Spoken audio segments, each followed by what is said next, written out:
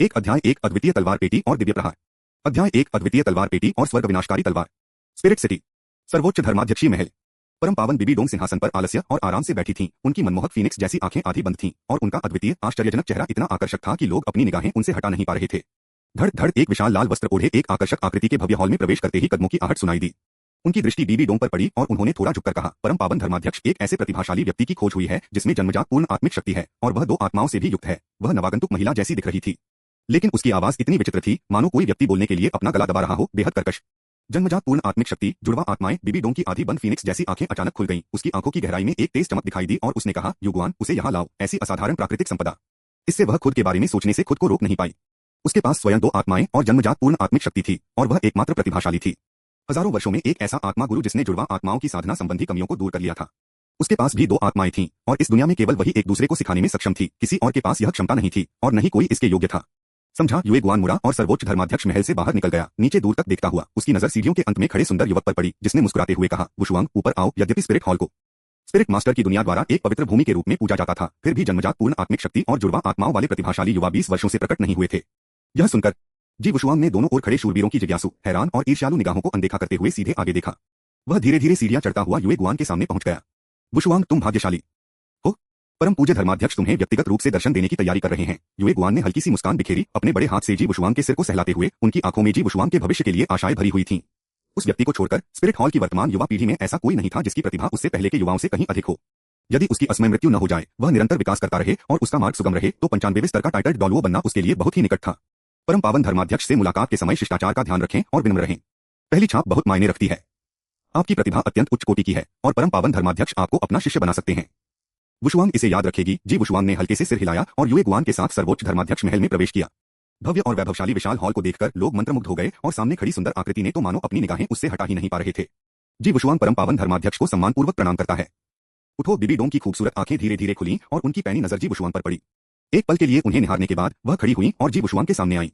उनका कोमल बेदाग हाथ धीरे से जी वुशुआंग के कंधे पर टिका और पल भर में ही उन्हें जी वुशुआंग की आध्यात्मिक शक्ति की गहराई का एहसास हो गया। आंतरिक पूर्ण आत्मिक शक्ति। हम बहुत बढ़िया। अपनी आत्मा को मुक्त करो और मुझे उसे देखने दो। बीबी डोंग को इस बात पर पूरा विश्वास था। जन्मजात पूर्ण आत्मिक शक्ति का सृजन करने में सक्षम जुड़वा आत्माएं निस्संदेह इस दुनिया की सबसे सर्वोच्च आत्माएं होनी चाहिए। ठीक वैसे ही जैसे उसकी अपनी जुड़वा आत्माएं थीं, मृत्यु मकड़ी सम्राट और आत्मा भक्षक मकड़ी सम्राट। वे सभी शीर्ष श्रेणी के बीस्ट स्पिरिट थे। साथ ही उसे जी वुशुआंग की पृष्ठभूमि के बारे में जानने की जिज्ञासा भी हुई। ऐसे प्रतिभाशाली बच्चे को जन्म देने के लिए उसके माता पिता का भी साधारण होना जरूरी नहीं है। टकराना। 2 मीटर से अधिक लंबी और लगभग 50 सेंटीमीटर चौड़ी एक आयताकार वस्तु अचानक प्रकट हुई। उस पर ड्रैगन और फीनिक्स की आकृतियां उकेरी गई थीं और रहस्यमय पैटर्न खुदे हुए थे जो उसे बेहद खूबसूरत बनाते थे। वह जमीन पर जोर से गिरी और एक कर्कश गर्जनापूर्ण ध्वनि उत्पन्न की। यह आत्मा बीबी डोंग की पतली भौहें थोड़ी सिकुड़ गईं और उसकी आंखों की गहराई में थोड़ी सी उलझन झलक उठी। आत्मा का स्वरूप विचित्र था। पहली नजर में वह एक सुंदर ताबूत जैसा प्रतीत होता था। हालांकि उसे दृढ़ विश्वास था कि उसके समक्ष उपस्थित आत्मा सही रूप से जितनी सरल दिखती है उतनी सरल कभी नहीं हो सकती। पर वह सीधे प्रश्न भी नहीं पूछ सकती थी, क्योंकि ऐसा करने से सर्वोच्च धर्माध्यक्ष अत्यंत अज्ञानी प्रतीत होते और उनकी प्रतिष्ठा को ठेस पहुंचती। इस आत्मा का नाम अद्वितीय तलवार पेटी है, लेकिन मेरी वर्तमान शक्ति कमजोर है और मेरे पास अभी तक तलवार पेटी का उपयोग करने की क्षमता नहीं है, जी वुशुआंग ने समझाया। अद्वितीय तलवारों का बक्सा निकालते हुए जी वुशुआंग ने अपना हाथ घुमाया और एक सुनहरी पीली लंबी तलवार प्रकट की। तलवार से एक चकाचौंध भरी चमक निकल रही थी। तलवार के एक तरफ आकाश भर के तारे उकेरे गए थे, जबकि दूसरी तरफ नदियां, पहाड़ और समुद्र सजीव रूप से चित्रित थे। वह चुपचाप वहीं खड़ी रही, फिर भी उससे एक अतुलनीय राजसी ऊर्जा का प्रवाह हो रहा था। स्वर्गीय मार्ग की तलवार, स्वर्ग विनाशक तलवार। यह ठीक वही मेरी दूसरी मार्शल सोल है, स्वर्ग विनाशक तलवार, जी वुशुआंग ने धीमी आवाज में कहा। क्योंकि वह एक संप्रदाय की सेना में था, इसलिए अपनी प्रतिभा को सही ढंग से प्रदर्शित करना और प्रकट करना उसे बेहतर साधना संसाधन प्राप्त करने में सहायक होगा। जहां तक उसकी जुड़वा आत्माओं की बात है, उन्हें छिपाने की आवश्यकता तो और भी कम थी। आजकल केवल उसके सामने मौजूद महिला ने ही जुड़वा आत्माओं की साधना संबंधी कमियों को दूर किया था। महज एक नजर में बीबी डोंग को स्वर्गविनाशक तलवार की असाधारणता का पहले ही आभास हो चुका था। किसी के नियंत्रण के बिना भी इसकी सतह से एक जबरदस्त तलवार ऊर्जा उत्सर्जित होती थी। यहां तक कि number 1 tool spirit clear sky hammer और नंबर 1 आक्रामक टूल स्पिरिट 7 किल स्वॉर्ड भी हेवन स्लेइंग स्वॉर्ड की तुलना में काफी हीन थे। यह तलवार किसी नश्वर वस्तु जैसी नहीं दिखती। बीबी डोंग की आंखों की गहराई में गंभीरता की एक झलक दिखाई दी और वह मन ही मन हैरान रह गई। क्योंकि स्वर्ग विनाशक तलवार पहले से ही इतनी असाधारण थी, इसलिए स्वर्ग विनाशक तलवार के साथ साथ मौजूद रहने वाली अद्वितीय तलवार पेटी भी निश्चित रूप से कोई साधारण आत्मा नहीं होगी। जी वुशुआंग, अब से तुम मेरे शिष्य हो, बीबी डोंग के शिष्य। आज के संसार में केवल मैं ही तुम्हें सिखा सकता हूं और जुड़वा आत्माओं के विकास से जुड़ी समस्याओं को हल करने में तुम्हारी मदद कर सकता हूं। मैं तुम्हें अपमानित नहीं करूंगा और तुम्हें अपनी जन्मजात प्रतिभा के कारण कभी भी अपना साधना कार्य व्यर्थ नहीं करना चाहिए, जिससे बीबी डोंग का नाम कलंकित हो। पहले 3 दिन आराम करो ताकि तुम्हारी ऊर्जा पुनः प्राप्त हो सके और तुम अपना पहला स्पिरिट रिंग अच्छी तरह से ग्रहण कर सको। 3 दिन बाद मैं तुम्हें स्वयं स्टार डो ग्रेट फॉरेस्ट में ले जाऊंगा ताकि तुम एक स्पिरिट बीस्ट का शिकार करके अपना पहला स्पिरिट रिंग प्राप्त कर सको। युए गुआन, वुशुआंग के लिए स्पिरिट हॉल अकादमी में प्रवेश की व्यवस्था करो। वुशुआंग, तुम्हारा द्वितीय मार्शल सोल, स्वर्ग विनाशकारी तलवार, भविष्य में इसे दूसरों के सामने, विशेषकर स्पिरिट हॉल के बाहर के लोगों के सामने प्रकट मत करना। यह तुम्हारे भले के लिए है, याद रखना। बीबी डोंग ने अपनी कोमल उंगलियों को जी वुशुआंग के कंधे पर रखा। उसकी आवाज गंभीर थी। डरने की बात चोरों द्वारा चोरी करना नहीं है, बल्कि चोरों द्वारा लालच करना है। अपने संप्रदाय से संबंधित न होने वाले प्रतिभाशाली लोगों के प्रति अधिकांश लोगों का पहला विचार उन्हें मार डालने का होता था। दूसरा, दिन रात सुरक्षा के बावजूद पारिवारिक चोरों को रोकना कठिन है। स्पिरिट सिटी के ठीक अंदर सबसे बड़ा चोर रहता था। बीबी डोंग नहीं चाहती थी कि जिस प्रतिभा को उसने खोजा है उसे दूसरे लोग उससे छीन लें और अंततः वह उसके खिलाफ लड़ने लगे। यह शिष्य समझ गया है। जी वुशुआंग ने सिर हिलाया। तुम पहले बाहर जाकर इंतजार करो, बीबी डोंग ने निर्देश दिया। जी हाँ, झुककर अभिवादन करने के बाद जी वुशुआंग मुड़ी और चली गई। युगुआन, क्या वह स्पिरिट सिटी से आया था या वह किसी अन्य क्षेत्र में खोजा गया एक प्रतिभाशाली व्यक्ति था? बीबी डोंग ने पूछा। आपके अधीनस्थ ने पहले ही स्पष्ट रूप से जांच कर ली है। जी वुशुआंग एक अनाथ है जिसका अतीत बिल्कुल साफ सुथरा है। उसके गृहनगर पर विद्रोहियों ने हमला किया था और उसे हमारे द्वारा भेजी गई कानून प्रवर्तन टीम द्वारा वापस लाया गया और 1 साल से भी कम समय पहले एक अनाथालय में गोद लिया गया, युगुआन ने उत्तर दिया। यह अच्छी बात है, बीबी डोंग ने हल्के से सिर हिलाते हुए कहा। जाओ, व्यवस्था करो और उसे सर्वोत्तम स्तर का उपचार दिलाओ। आपका अधीनस्थ तुरंत जाकर इसे संभाल लेगा। युगुआन तुरंत वहां से निकलकर जी वुशुआंग के पास आया और बोला, वुशुआंग, मेरे साथ आओ। मैं तुम्हें उस अकादमी में ले चलूंगा जहां हमारा स्पिरिट हॉल है। विकसित करना स्पिरिट मास्टर्स। वहां का हर एक छात्र असाधारण रूप से प्रतिभाशाली है। 2 अध्याय 2 मेरे मन में मौजूद बीबी डोंग की छवि से बिल्कुल विपरीत है। अध्याय 2 बीबी डोंग धारणा से बिल्कुल अलग, एक बड़ा विरोधाभास स्पिरिट हॉल अकादमी। एक अलग कमरे में जी वुशुआंग ने अपनी पहली आत्मा अद्वितीय तलवार पेटी का आह्वान किया और बुदबुदाते हुए कहा, मेरी आत्माएं अद्वितीय तलवार पेटी और स्वर्गनाशक तलवार हैं, साथ ही तलवार नियंत्रण तकनीक और देश विभाजन तलवार तकनीक भी हैं जो मेरी स्मृति में प्रकट हुई हैं। अथक प्रयासों से जी वुशुआंग के लिए इस दुनिया में अवश्य ही एक स्थान होगा। यह अफसोस की बात है कि मेरी वर्तमान क्षमता के साथ मैं पियरलेस स्वॉर्ड बॉक्स को बिल्कुल भी सक्रिय नहीं कर सकता और मैं एक भी फ्लाइंग स्वॉर्ड का उपयोग नहीं कर सकता। जी वुशुआंग ने अपनी पूरी शक्ति से तलवार नियंत्रण तकनीक का प्रयोग किया। अद्वितीय तलवार पेटी की सतह पर प्रकाश प्रवाहित हुआ, फिर भी वह 1 इंच भी नहीं हिली और खुली नहीं, जिससे भीतर स्थित उड़ने वाली तलवार की भव्यता की एक झलक भी पाना असंभव हो गया। अद्वितीय तलवार पेटी के अंदर कुल 13 उड़ने वाली तलवारें थीं, जो थीं युनसो, किंगशुआंग, फेंगशियाओ होंगे, हुडी, जेएंग, ओजी, शशेंग, जेडरुई, रेशम की तरह मुलायम, कांग, मांग और अंत में डामिंग सुजाकू, जो स्वर्ग विनाशक तलवार के बाद दूसरे स्थान पर थी। डामिंग सुजाकू का उपयोग करने के लिए तलवार अमर स्तर तक साधना करना आवश्यक था। असहाय होकर जी वुशुआंग केवल अस्थायी रूप से हार मानकर पालथी मारकर बैठ गया और तलवार नियंत्रण तकनीक का अभ्यास करने लगा। जी वुशुआंग के नियंत्रण में एक लकड़ी की तलवार हवा में उड़ रही थी। तलवार की शक्ति प्रवाहित हो रही थी और उसकी धार बेकाबू होकर दौड़ रही थी। उन्होंने 4 वर्ष की आयु में तलवार नियंत्रण तकनीक का अभ्यास शुरू किया था और तब से 2 वर्ष बीत चुके थे। यद्यपि तलवार नियंत्रण तकनीक अभी तक लघु स्तर तक नहीं पहुंची थी, फिर भी वे एक ही समय में 2 लकड़ी की तलवारों का उपयोग करने में सक्षम थे। अगर वह अद्वितीय तलवारों का डिब्बा खोल पाता तो वह उसके अंदर मौजूद 12 उड़ने वाली तलवारों का इस्तेमाल कर पाता, सिवाय दामिंग सुजाकू के, लेकिन वह एक समय में केवल 2 का ही इस्तेमाल कर पाता और इससे अधिक का इस्तेमाल काम नहीं करता। पलक झपकते ही 3 दिन शांतिपूर्वक बीत गए। जी वुशुआंग सुनहरे पैटर्न से सजे काले ब्रोकेड सूट में ऊर्जा से भरपूर होकर सर्वोच्च धर्माध्यक्ष महल में प्रकट हुए। उनके छोटे छोटे बाल उन्हें सक्षम दर्शाते थे और उनकी आंखें चमक रही थीं। कपड़े ही इंसान की पहचान बनाते हैं। हालांकि वह केवल 6 साल का था, फिर भी उसका सुंदर और कोमल चेहरा पहले से ही एक असाधारण आकर्षण से परिपूर्ण था। अध्यापक बीबी डोंग ने अपने पतले सुंदर पैरों को हिलाया और कुछ ही तेज कदमों में जी वुशुआंग की ओर चल पड़ी। उसकी आंखों की गहराई में संतुष्टि की एक झलक दिखाई दी। उसकी आध्यात्मिक गुणवत्ता और सहज उसकी आध्यात्मिक शक्तियां उत्कृष्ट थीं और शारीरिक बनावट भी असाधारण रूप से आकर्षक थी। यदि वह आगे चलकर विकृत न हो जाए तो वह भविष्य में अप्रत्याशित रूप से एक बेहद आकर्षक युवती बन जाएगी। वुशुआंग स्टार डो ग्रेट फॉरेस्ट, जहां हम आगे जा रहे हैं, डोलुओ महाद्वीप पर स्पिरिट बीस्ट्स की सबसे बड़ी संख्या और विविधता वाला स्थान है। रास्ते में ज्यादा देखो, ज्यादा सुनो और ज्यादा सवाल पूछो। यह कहने के बाद बीबी डोंग महल से बाहर निकल गई। उसकी टिड्डे के पंख जितनी पतली जालीदार स्कर्ट जी वुशुआंग के चेहरे के पास से लहराती हुई गुजरी, जिससे सुगंध की एक हल्की सी हवा सी फैल गई। जी वुशुआंग थोड़ा आश्चर्यचकित होते हुए उनके पीछे पीछे चल रहा था। बीबी डोंग ने जिस स्तर का धैर्य दिखाया वह उनकी अपेक्षाओं से कहीं अधिक था। जैसा कि उम्मीद थी, लोगों को अपने बारे में अधिक सोचने और अधिक संसाधन खर्च करने के लिए प्रेरित करने के लिए अभी भी पर्याप्त प्रतिभा की आवश्यकता होती है। महल के बाहर पहुंचने पर बीबी डोंग के शरीर से एक प्रचंड शक्ति निकली और अगले ही पल उसने जी वुशुआंग को अपने साथ हवा में ऊपर उठा लिया और वे स्पिरिट सिटी के बाहर की ओर उड़ने लगे। जी वुशुआंग मन ही मन चौंक गया। तलवार नियंत्रण तकनीक का अध्ययन करने के बाद वह हमेशा से तलवार पर उड़ना चाहता था, लेकिन उसकी क्षमता सीमित थी। यह उनका पहला हवाई सफर था। देखते ही देखते वे जमीन से सैकड़ों मीटर ऊपर थे और इतनी दूरी वास्तव में किसी को थोड़ा भयभीत कर देती है। आप नर्वस हैं? बीबी डोंग लगातार जी वुशुआंग के प्रदर्शन पर नजर रख रही थी। जी वुशुआंग को शिष्य के रूप में स्वीकार करने का अर्थ था कि उनकी पहली परीक्षा पहले ही शुरू हो चुकी थी। स्पिरिट हॉल के इतिहास में पहली महिला सुप्रीम पोंटिफ होने के नाते उन्हें काफी आलोचनाओं का सामना करना पड़ा। हालांकि पहले से ही एल्डर और समर्पित सदस्य उनका समर्थन कर रहे थे, लेकिन आखिरकार ये वे मूल ताकतें नहीं थीं जिन्हें उन्होंने स्वयं विकसित किया था। जी वुशुआंग जन्म से ही असाधारण प्रतिभा से संपन्न था। यदि उसे निखारा जा सके तो वह भविष्य में सबसे बड़े सहायकों में से एक बन सकता है। ईमानदारी के बदले ईमानदारी का सौदा, भले ही वह झूठी ईमानदारी हो, उसे फिर भी उसे असली दिखाना ही था। यह बात उन्होंने सर्वोच्च धर्माध्यक्ष बनने के बाद सीखी। काफी घबराया हुआ हूं, जी वुशुआंग ने मुस्कुराते हुए कहा और अपने तेजी से धड़कते दिल को सामान्य करने की कोशिश में धीरे धीरे गहरी सांस ली। बीबी डोंग की आंखों की गहराई में संतुष्टि की एक झलक दिखाई दी। डर के मारे सीधे तौर पर अपनी पैंट गीली न कर देना ही उसकी उम्मीदों से कहीं अधिक था। बीबी डोंग ने अपनी शक्ति का प्रयोग करते हुए जी वुशुआंग के पूरे शरीर को घेर लिया, जिससे वायु प्रवाह का प्रभाव टल गया और फिर उसने अपनी उड़ान की गति बढ़ा दी। नीचे की चीजें पलक झपकते ही पीछे छूट गईं। 1 घंटे बाद वे दोनों स्टार डो ग्रेट फॉरेस्ट के क्षेत्र के ऊपर पहुंच चुके थे।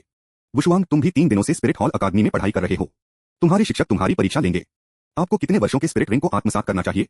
आपको किस प्रकार के स्पिरिट रिंग को आत्मसात करना चाहिए? बीबी डोंग ने गंभीर भाव से जी वुशुआंग को देखा। उसकी आंखों की गहराई में उम्मीद की एक झलक उभर रही थी। वह एक सख्त गुरु की तरह लग रही थी। जी वुशुआंग बीबी डोंग के विचारों को समझ नहीं पा रहे थे। अपने पिछले जन्म में मूल कृति को पढ़ने के कारण उन्हें इस समय अपने मन में यह एहसास हुआ कि बीबी डोंग एक मनोरोगी है और उसे गंभीर सिजोफ्रेनिया है। किसी सम्राट के साथ चलना किसी बाघ के साथ चलने जैसा है। यह कहावत मूल कृति के बीबी डोंग में पूरी तरह से समाहित हो सकती है। डरिए मत, जो कहना चाहते हो कहिए। बीबी डोंग देखने में 18 या 19 साल की किशोरी जैसी लगती थी, लेकिन असल में वह एक परिपक्व महिला थी जिसने एक बच्चे को जन्म दिया था। इस समय जी वुशुआंग से बात करते हुए वह अप्रत्याशित रूप से कुछ कोमल और मातृत्व की झलक लिए हुए दिखाई दे रही थी। 400 साल, एक ऐसी आत्मा की अंगूठी जो मुझे हमले में या गति में वृद्धि प्रदान कर सकती है, जी वुशुआंग ने बिना किसी झिझक के कहा। अगर यह कक्षा में होता तो इस उत्तर को पूरे अंक मिल सकते थे, लेकिन मेरे यहाँ इसे केवल उत्तीर्ण माना जा सकता है। बीबी डोंग जी वुशुआंग को नीचे जमीन पर ले आई और जंगल में चलते हुए बोली, वर्षों के शोध के बाद आपके शिक्षक ने एक बिंदु पर निष्कर्ष निकाला है। एक स्पिरिट मास्टर कितने वर्षों तक स्पिरिट रिंग को अवशोषित कर सकता है, यह उनकी शारीरिक क्षमता और मानसिक शक्ति से निकटता से संबंधित है। इसके अलावा सहज ज्ञान का स्तर भी इसमें योगदान देता है। आध्यात्मिक शक्ति और आत्मा की सामर्थ्य भी एक आध्यात्मिक गुरु की शारीरिक स्थिति को प्रभावित करती है। आपकी पहली आत्मा अद्वितीय तलवार पेटी अपनी क्षमताओं को प्रकट नहीं करती और इसकी शक्ति दिखाई नहीं देती, लेकिन आपकी दूसरी मार्शल आत्मा द्वारा प्रदर्शित जबरदस्त शक्ति से यह स्पष्ट है कि आपकी अद्वितीय तलवार पेटी निश्चित रूप से कोई साधारण वस्तु नहीं है। जुड़वा आत्माओं के प्रकट होने के कारण दोनों आत्माओं का स्तर समान होना चाहिए। यदि उनकी शक्तियां भिन्न होती तो जुड़वा आत्माएं प्रकट नहीं होती। इस संसार में एक प्रकार की आत्मा होती है जिसे ईश्वर प्रदत्त आत्मा कहा जाता है, जिसमें एक सहज प्रवृत्ति होती है। 20वें दर्जे की आत्मिक शक्ति। हालांकि इस प्रकार की आत्मिक शक्ति रखने वाले लोग कभी भी उच्च स्तर के आत्मिक छल्लों को आत्मसात करने का साहस नहीं करते। यह सुनकर जी वुशुआंग तुरंत समझ गया कि बीबी डोंग सेराफिम के बारे में बात कर रही थी। आत्मा, इस अद्वितीय प्रतिभा से संपन्न आत्मा में एक सहज क्षमता थी। जागृति के समय 20वें दर्जे की आध्यात्मिक शक्ति प्राप्त हुई। दिव्यता का अनुभव हुआ विरासत के माध्यम से, और दैवीयता द्वारा कम किए गए मूल्यांकन को पूरा करके आश्चर्यजनक पुरस्कार भी प्राप्त किए जा सकते थे। स्पिरिट रिंग की वार्षिक सीमा को अधिग्रहण के माध्यम से बढ़ाया जा सकता था, इसलिए इसमें कोई आश्चर्य की बात नहीं थी कि वे जोखिम नहीं लेना चाहते थे। बीबी डोंग के शब्दों से ऐसा प्रतीत होता था कि वह चाहती थी कि वह 400 साल से अधिक पुराने एक आध्यात्मिक वलय को आत्मसात कर ले। इसलिए उसने अनिश्चितता से पूछा, गुरुजी, क्या आप चाहते हैं कि मैं 500 साल पुरानी आत्मा की अंगूठी को आत्मसात कर लूं? क्या आपको भरोसा है? बीबी डोंग ने मुस्कुराते हुए पूछा। सच में नहीं, लेकिन जोखिम के बिना कोई इनाम नहीं मिलता। मैं कोशिश करने को तैयार हूं, जी वुशुआंग ने जवाब दिया। यह उनके जीवन में पहली बार था जब उन्होंने किसी आत्मावलय को ग्रहण किया था, और वे आत्मावलय को ग्रहण करने के खतरों से भलीभांति परिचित थे। इसके अलावा स्वर्ग और पृथ्वी के किसी भी खजाने के दीक्षा संस्कार का अनुभव किए बिना उनमें पूर्ण आत्मविश्वास कैसे हो सकता था? उसके पास कोई ऐसा टूल नहीं था जो 100% सफलता की गारंटी देता हो। अपनी प्रतिभा के नशे में चूर न होकर और खतरे को भलीभांति भांपते हुए बीबी डोंग ने संतुष्टि से सिर हिलाया। अच्छा, निश्चिंत रहो, मेरे शिष्य के रूप में मैं तुम्हारे साथ कुछ भी अप्रत्याशित नहीं होने दूंगा। यदि किसी नाजुक क्षण में तुम्हारे साथ कोई दुर्घटना होती है तो मैं तुम्हारी मदद के लिए आगे आऊंगा। वह यह भी नहीं चाहती थी कि जी वुशुआंग को कुछ भी हो। जी वुशुआंग जैसी प्रतिभा को भविष्य में उनकी सबसे महत्वपूर्ण आधारशिला कहा जा सकता है। 3 अध्याय 3 स्वर्ण तलवार ड्रैगन तलवार नियंत्रण तकनीक। अध्याय 3 स्वर्ण तलवार ड्रैगन तलवार नियंत्रण तकनीक। बूम, जैसे ही बीबी डोंग ने आकाश में एक सिग्नल फ्लेयर दागा, जंगल में एक के बाद एक आकृतियां प्रकट हुई जो बीबी डोंग के सामने आकर एक साथ चिल्लाने लगी। सर्वोच्च धर्माध्यक्ष को सम्मान दें। जी वुशुआंग ने अपने सामने उपस्थित 10 लोगों को देखा। सभी लाल वस्त्रों में लिपटे हुए थे और प्रत्येक व्यक्ति में एक असाधारण आभा थी।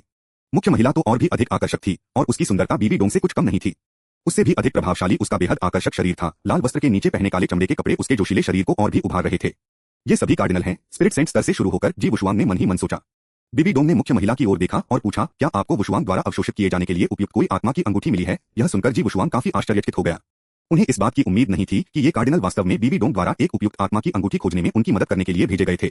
ये लिंगयुआन ने कहा, सर्वोच्च धर्माध्यक्ष को रिपोर्ट करते हुए हमने 500 वर्ष से अधिक पुराना एक स्वर्ण तलवार ड्रैगन खोजा है। शक्ति के मामले में एक साधारण 1000 वर्ष पुराना स्पिरिट बीस्ट भी इसके सामने कुछ नहीं है। यह किसी भी आक्रमण प्रणाली के लिए उपयुक्त है। आत्मा को आत्मसात करने के लिए बीबी डोंग ने संतुष्टि से सिर हिलाया। फिर जी वुशुआंग को एक उत्कृष्ट कटार देते हुए कहा, वुशुआंग, यह तुम्हारे स्पिरिट मास्टर बनने का पहला पाठ है। अपने हाथों से एक स्पिरिट बीस्ट को मारो। ये लिंगयुआन के नेतृत्व में दोनों गोल्डन स्वॉर्ड ड्रैगन के स्थान की ओर चल पड़े। जिस तरह से साथ बीबी डोंग ने भी एक शिक्षक की तरह व्यवहार बनाए रखने की पूरी कोशिश की और जी वुशुआंग को समझाया। स्पिरिट हॉल के अभिलेखों में पहले स्पिरिट रिंग की अधिकतम आयु 423 वर्ष बताई गई है, लेकिन यह केवल हमारे पूर्वजों द्वारा दर्ज की गई जानकारी है। इस पर आंख बंद करके विश्वास न करें। आखिरकार मनुष्य एक दूसरे से भिन्न होते हैं। भविष्य में शायद किसी के पास 1000 साल पुरानी पहली आत्मा की अंगूठी भी हो सकती है। बीबी डोंग ने जो कहा उसका मतलब सिर्फ यह उम्मीद करना था कि जी वुशुआंग एक उच्च आयु की आत्मा की अंगूठी को अवशोषित करने के कारण घबरा न जाए। अपनी निगाहें नीचे करके जी वुशुआंग की ओर देखते हुए उसने पाया कि जी वुशुआंग के चेहरे पर कोई भाव नहीं बदला था और वह शांत और संयमित था। इससे उसे भी राहत मिली और उसकी आंखों में हल्की सी मुस्कान झलक उठी। अधिक लंबे समय बाद तक नहीं। गोल्डन स्वॉर्ड ड्रैगन, जो पहले ही बेहोश हो चुका था, जी वुशुआंग की दृष्टि रेखा में प्रकट हुआ। गोल्डन स्वॉर्ड ड्रैगन के अलावा 1 दर्जन से अधिक स्पिरिट मास्टर उसकी रक्षा कर रहे थे। बीबी डोंग को ये लिंगयुआन और अन्य लोगों के बारे में कोई राहत नहीं मिली, इसलिए उसने दूर से ही बारीकी से अवलोकन किया और शरीर पर मौजूद विभिन्न विशेषताओं के आधार पर स्वर्ण तलवार ड्रैगन की सटीक आयु का अनुमान लगाया। अंत में उसने सिर हिलाकर कहा, इसकी आयु ठीक 500 वर्ष है और इसने कुछ समय पहले ही अपनी आयु सीमा को पार किया होगा। वुशुआंग, यह करो। जी वुशुआंग ने तलवार नियंत्रण तकनीक का प्रयोग किया और उत्कृष्ट और तेज कटार बीबी डोंग की आश्चर्यचकित निगाहों के बीच हवा को चीरते हुए गोल्डन स्वॉर्ड ड्रैगन की खोपड़ी को भेद गई। इस बच्चे ने अभी अभी अपनी आत्मा को जागृत किया है और उसके पास कोई आध्यात्मिक क्षमता नहीं है। वह तलवार नियंत्रण के कौशल का उपयोग कैसे कर सकता है? क्या ऐसा हो सकता है कि यह बच्चा तलवार के मार्ग में अद्वितीय रूप से निपुण हो और उसने तलवार नियंत्रण की इस तकनीक को समझ लिया हो? या किसी और ने उसे यह सिखाया है। बीबी डोंग ने भौहें चढ़ाई। इस समय उसका नियंत्रण करने का मन भड़क उठा, क्योंकि जी वुशुआंग ने एक ऐसा दाव खेला जो उसने उसे नहीं सिखाया था, जिससे उसे किसी और शिक्षक के होने का संदेह हुआ। और जिस क्षण गोल्डन स्वॉर्ड ड्रैगन की मृत्यु हुई, उसके शरीर की सतह पर सुनहरी रोशनी की हल्की हल्की लकीरें उभरी, जो संघनित होकर एक पीले प्रभामंडल में तब्दील हो गई। बीबी डोंग ने कहा, यह आत्मा की अंगूठी है। अब आप इसे आत्मसात करने की कोशिश कर सकते हैं, जी। वुशुआंग ने आत्मा की अंगूठी को अपनी बगल में समेटा, पालथी मारकर बैठ गए और अपनी आंखें बंद कर ली। शेष लोगों को हर जगह तैनात कर दिया गया, ताकि आत्मा राक्षसों को प्रकट होने और जी वुशुआंग को आत्मा की अंगूठी को अवशोषित करने से रोकने से रोका जा सके। बीबी डोंग ने व्यक्तिगत रूप से जी वुशुआंग की सुरक्षा की, एक ऐसा कार्य जिसे एक शिक्षक के कर्तव्यों का प्रतीक माना जा सकता है। 2 घंटे बाद, जब गोल्डन स्वॉर्ड ड्रैगन की स्पिरिट रिंग पूरी तरह से जी वुशुआंग के शरीर में समाहित हो गई, तो इस पहली स्पिरिट रिंग का अवशोषण अंततः पूरा हो गया। जी वुशुआंग ने गहरी सांस ली और अपनी आंखें खोली। बीबी डोंग का अद्वितीय रूप से सुंदर चेहरा सामने आया। बीबी डोंग ने एक रेशमी रुमाल देते हुए कहा, इसे पोंछ लो, तुम्हारे चेहरे पर बहुत पसीना है।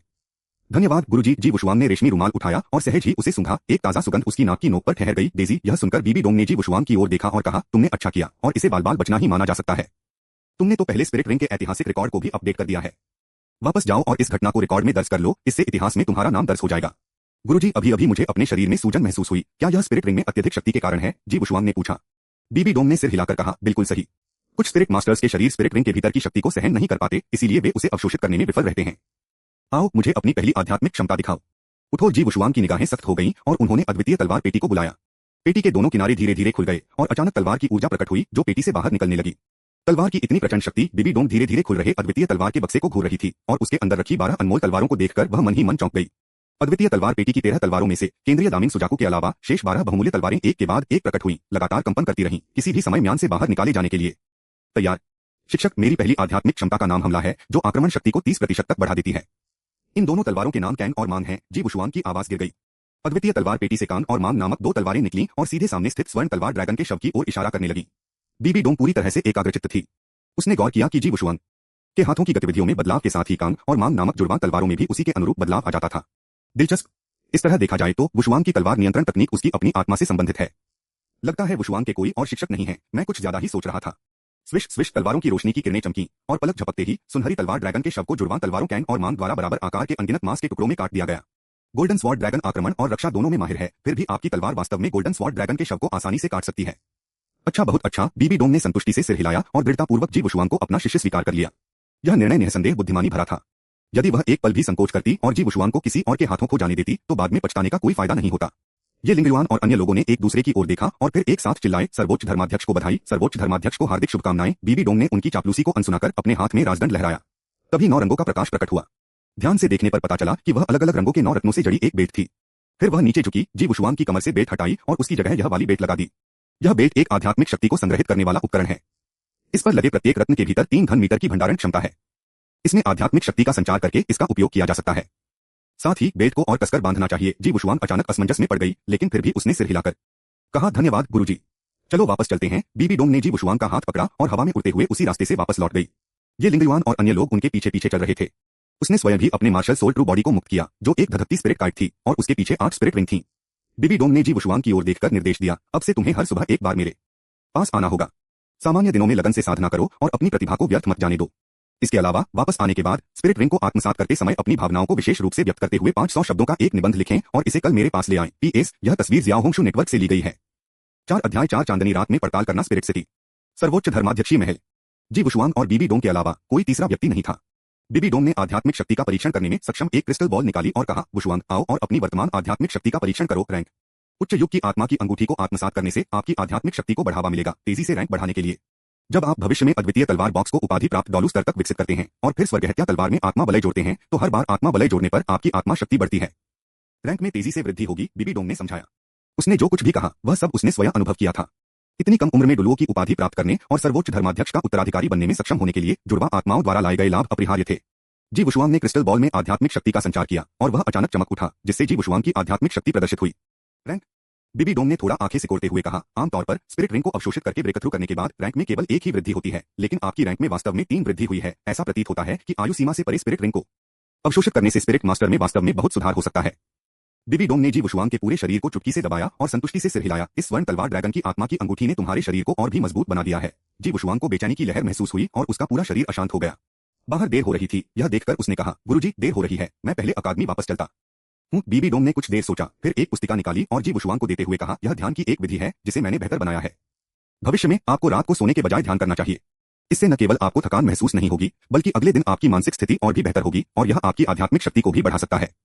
धन्यवाद गुरुजी। जी वुशुआंग ने ध्यान विधि को लिया, उसे बीबी डोंग द्वारा दिए गए आत्मा संग्रहण उपकरण में रखा और फिर बीबी डोंग की निगाहों के सामने कुछ ही तेज कदमों में सर्वोच्च धर्माध्यक्ष महल से निकल गया। स्पिरिट हॉल अकादमी लौटने के बाद जी वुशुआंग ने एक सुनसान जगह ढूंढी और बेसब्री से अद्वितीय तलवार पेटी को प्रकट किया। धमाके के साथ अद्वितीय तलवार पेटी जमीन पर गिरी।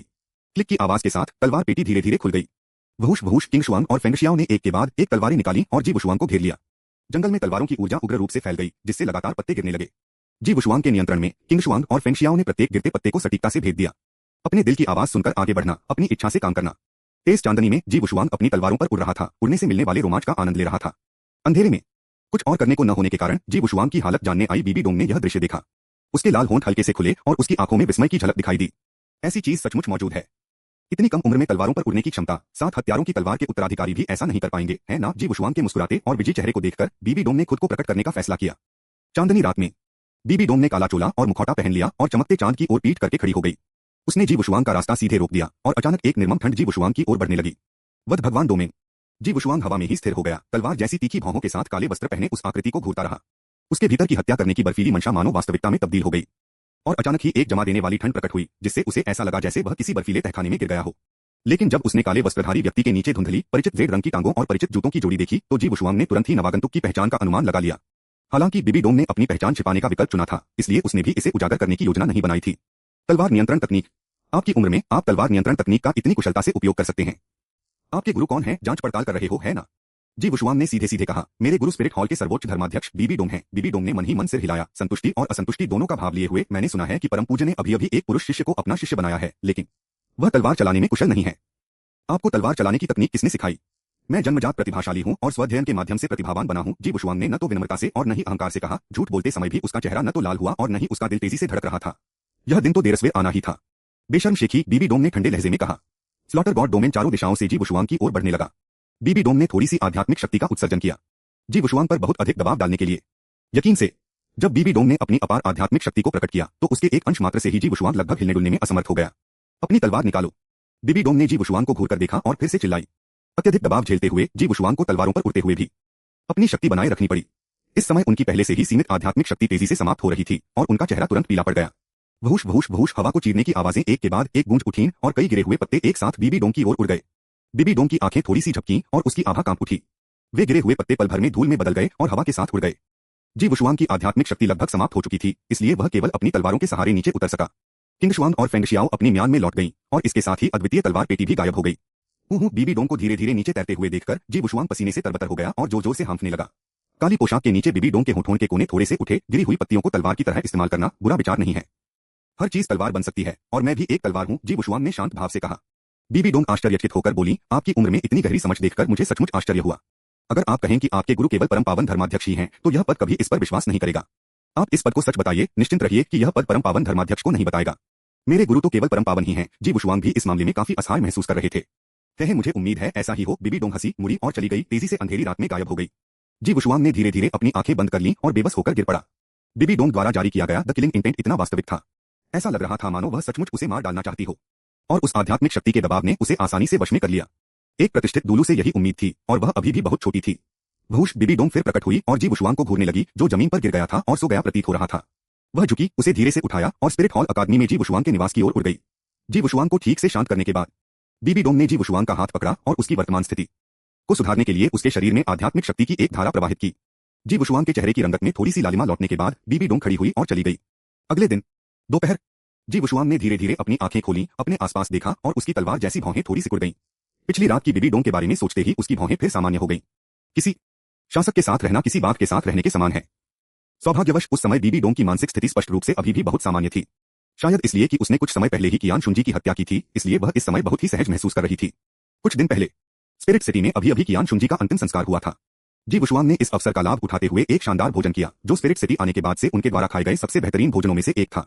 यह उस समय की बात है। उन्होंने उस समय सीमा की पुष्टि की जिसमें वे थे। कियान शुंजी का निधन कुछ समय पहले ही हुआ था, जिसका अर्थ यह भी था कि तांग सान का जन्म अभी अभी हुआ था और वह तांग सान से 6 साल बड़ा था। इसके अलावा उलीना और शी युए उस समय तक यहाँ नहीं थीं। यान की बात करें तो स्पिरिट हॉल अकादमी में बिताए 3 दिनों के दौरान उसने उसके बारे में पहले ही सुन लिया था।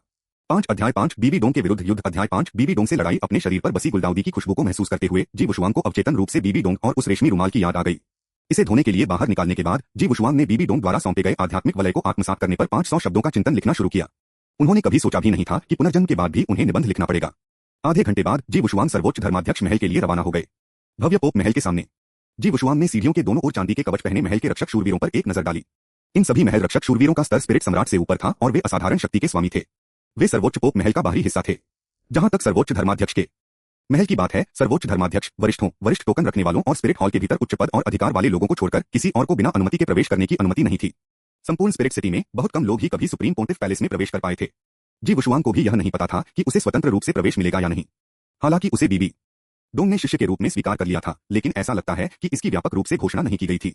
यदि ये महल के रक्षक शूरवीर उसे सम्मान नहीं देते तो वह अपने आप को बहुत बड़ी मूर्खता साबित कर देता। वुशुआंग, तुम बाहर क्यों मंडरा रही हो?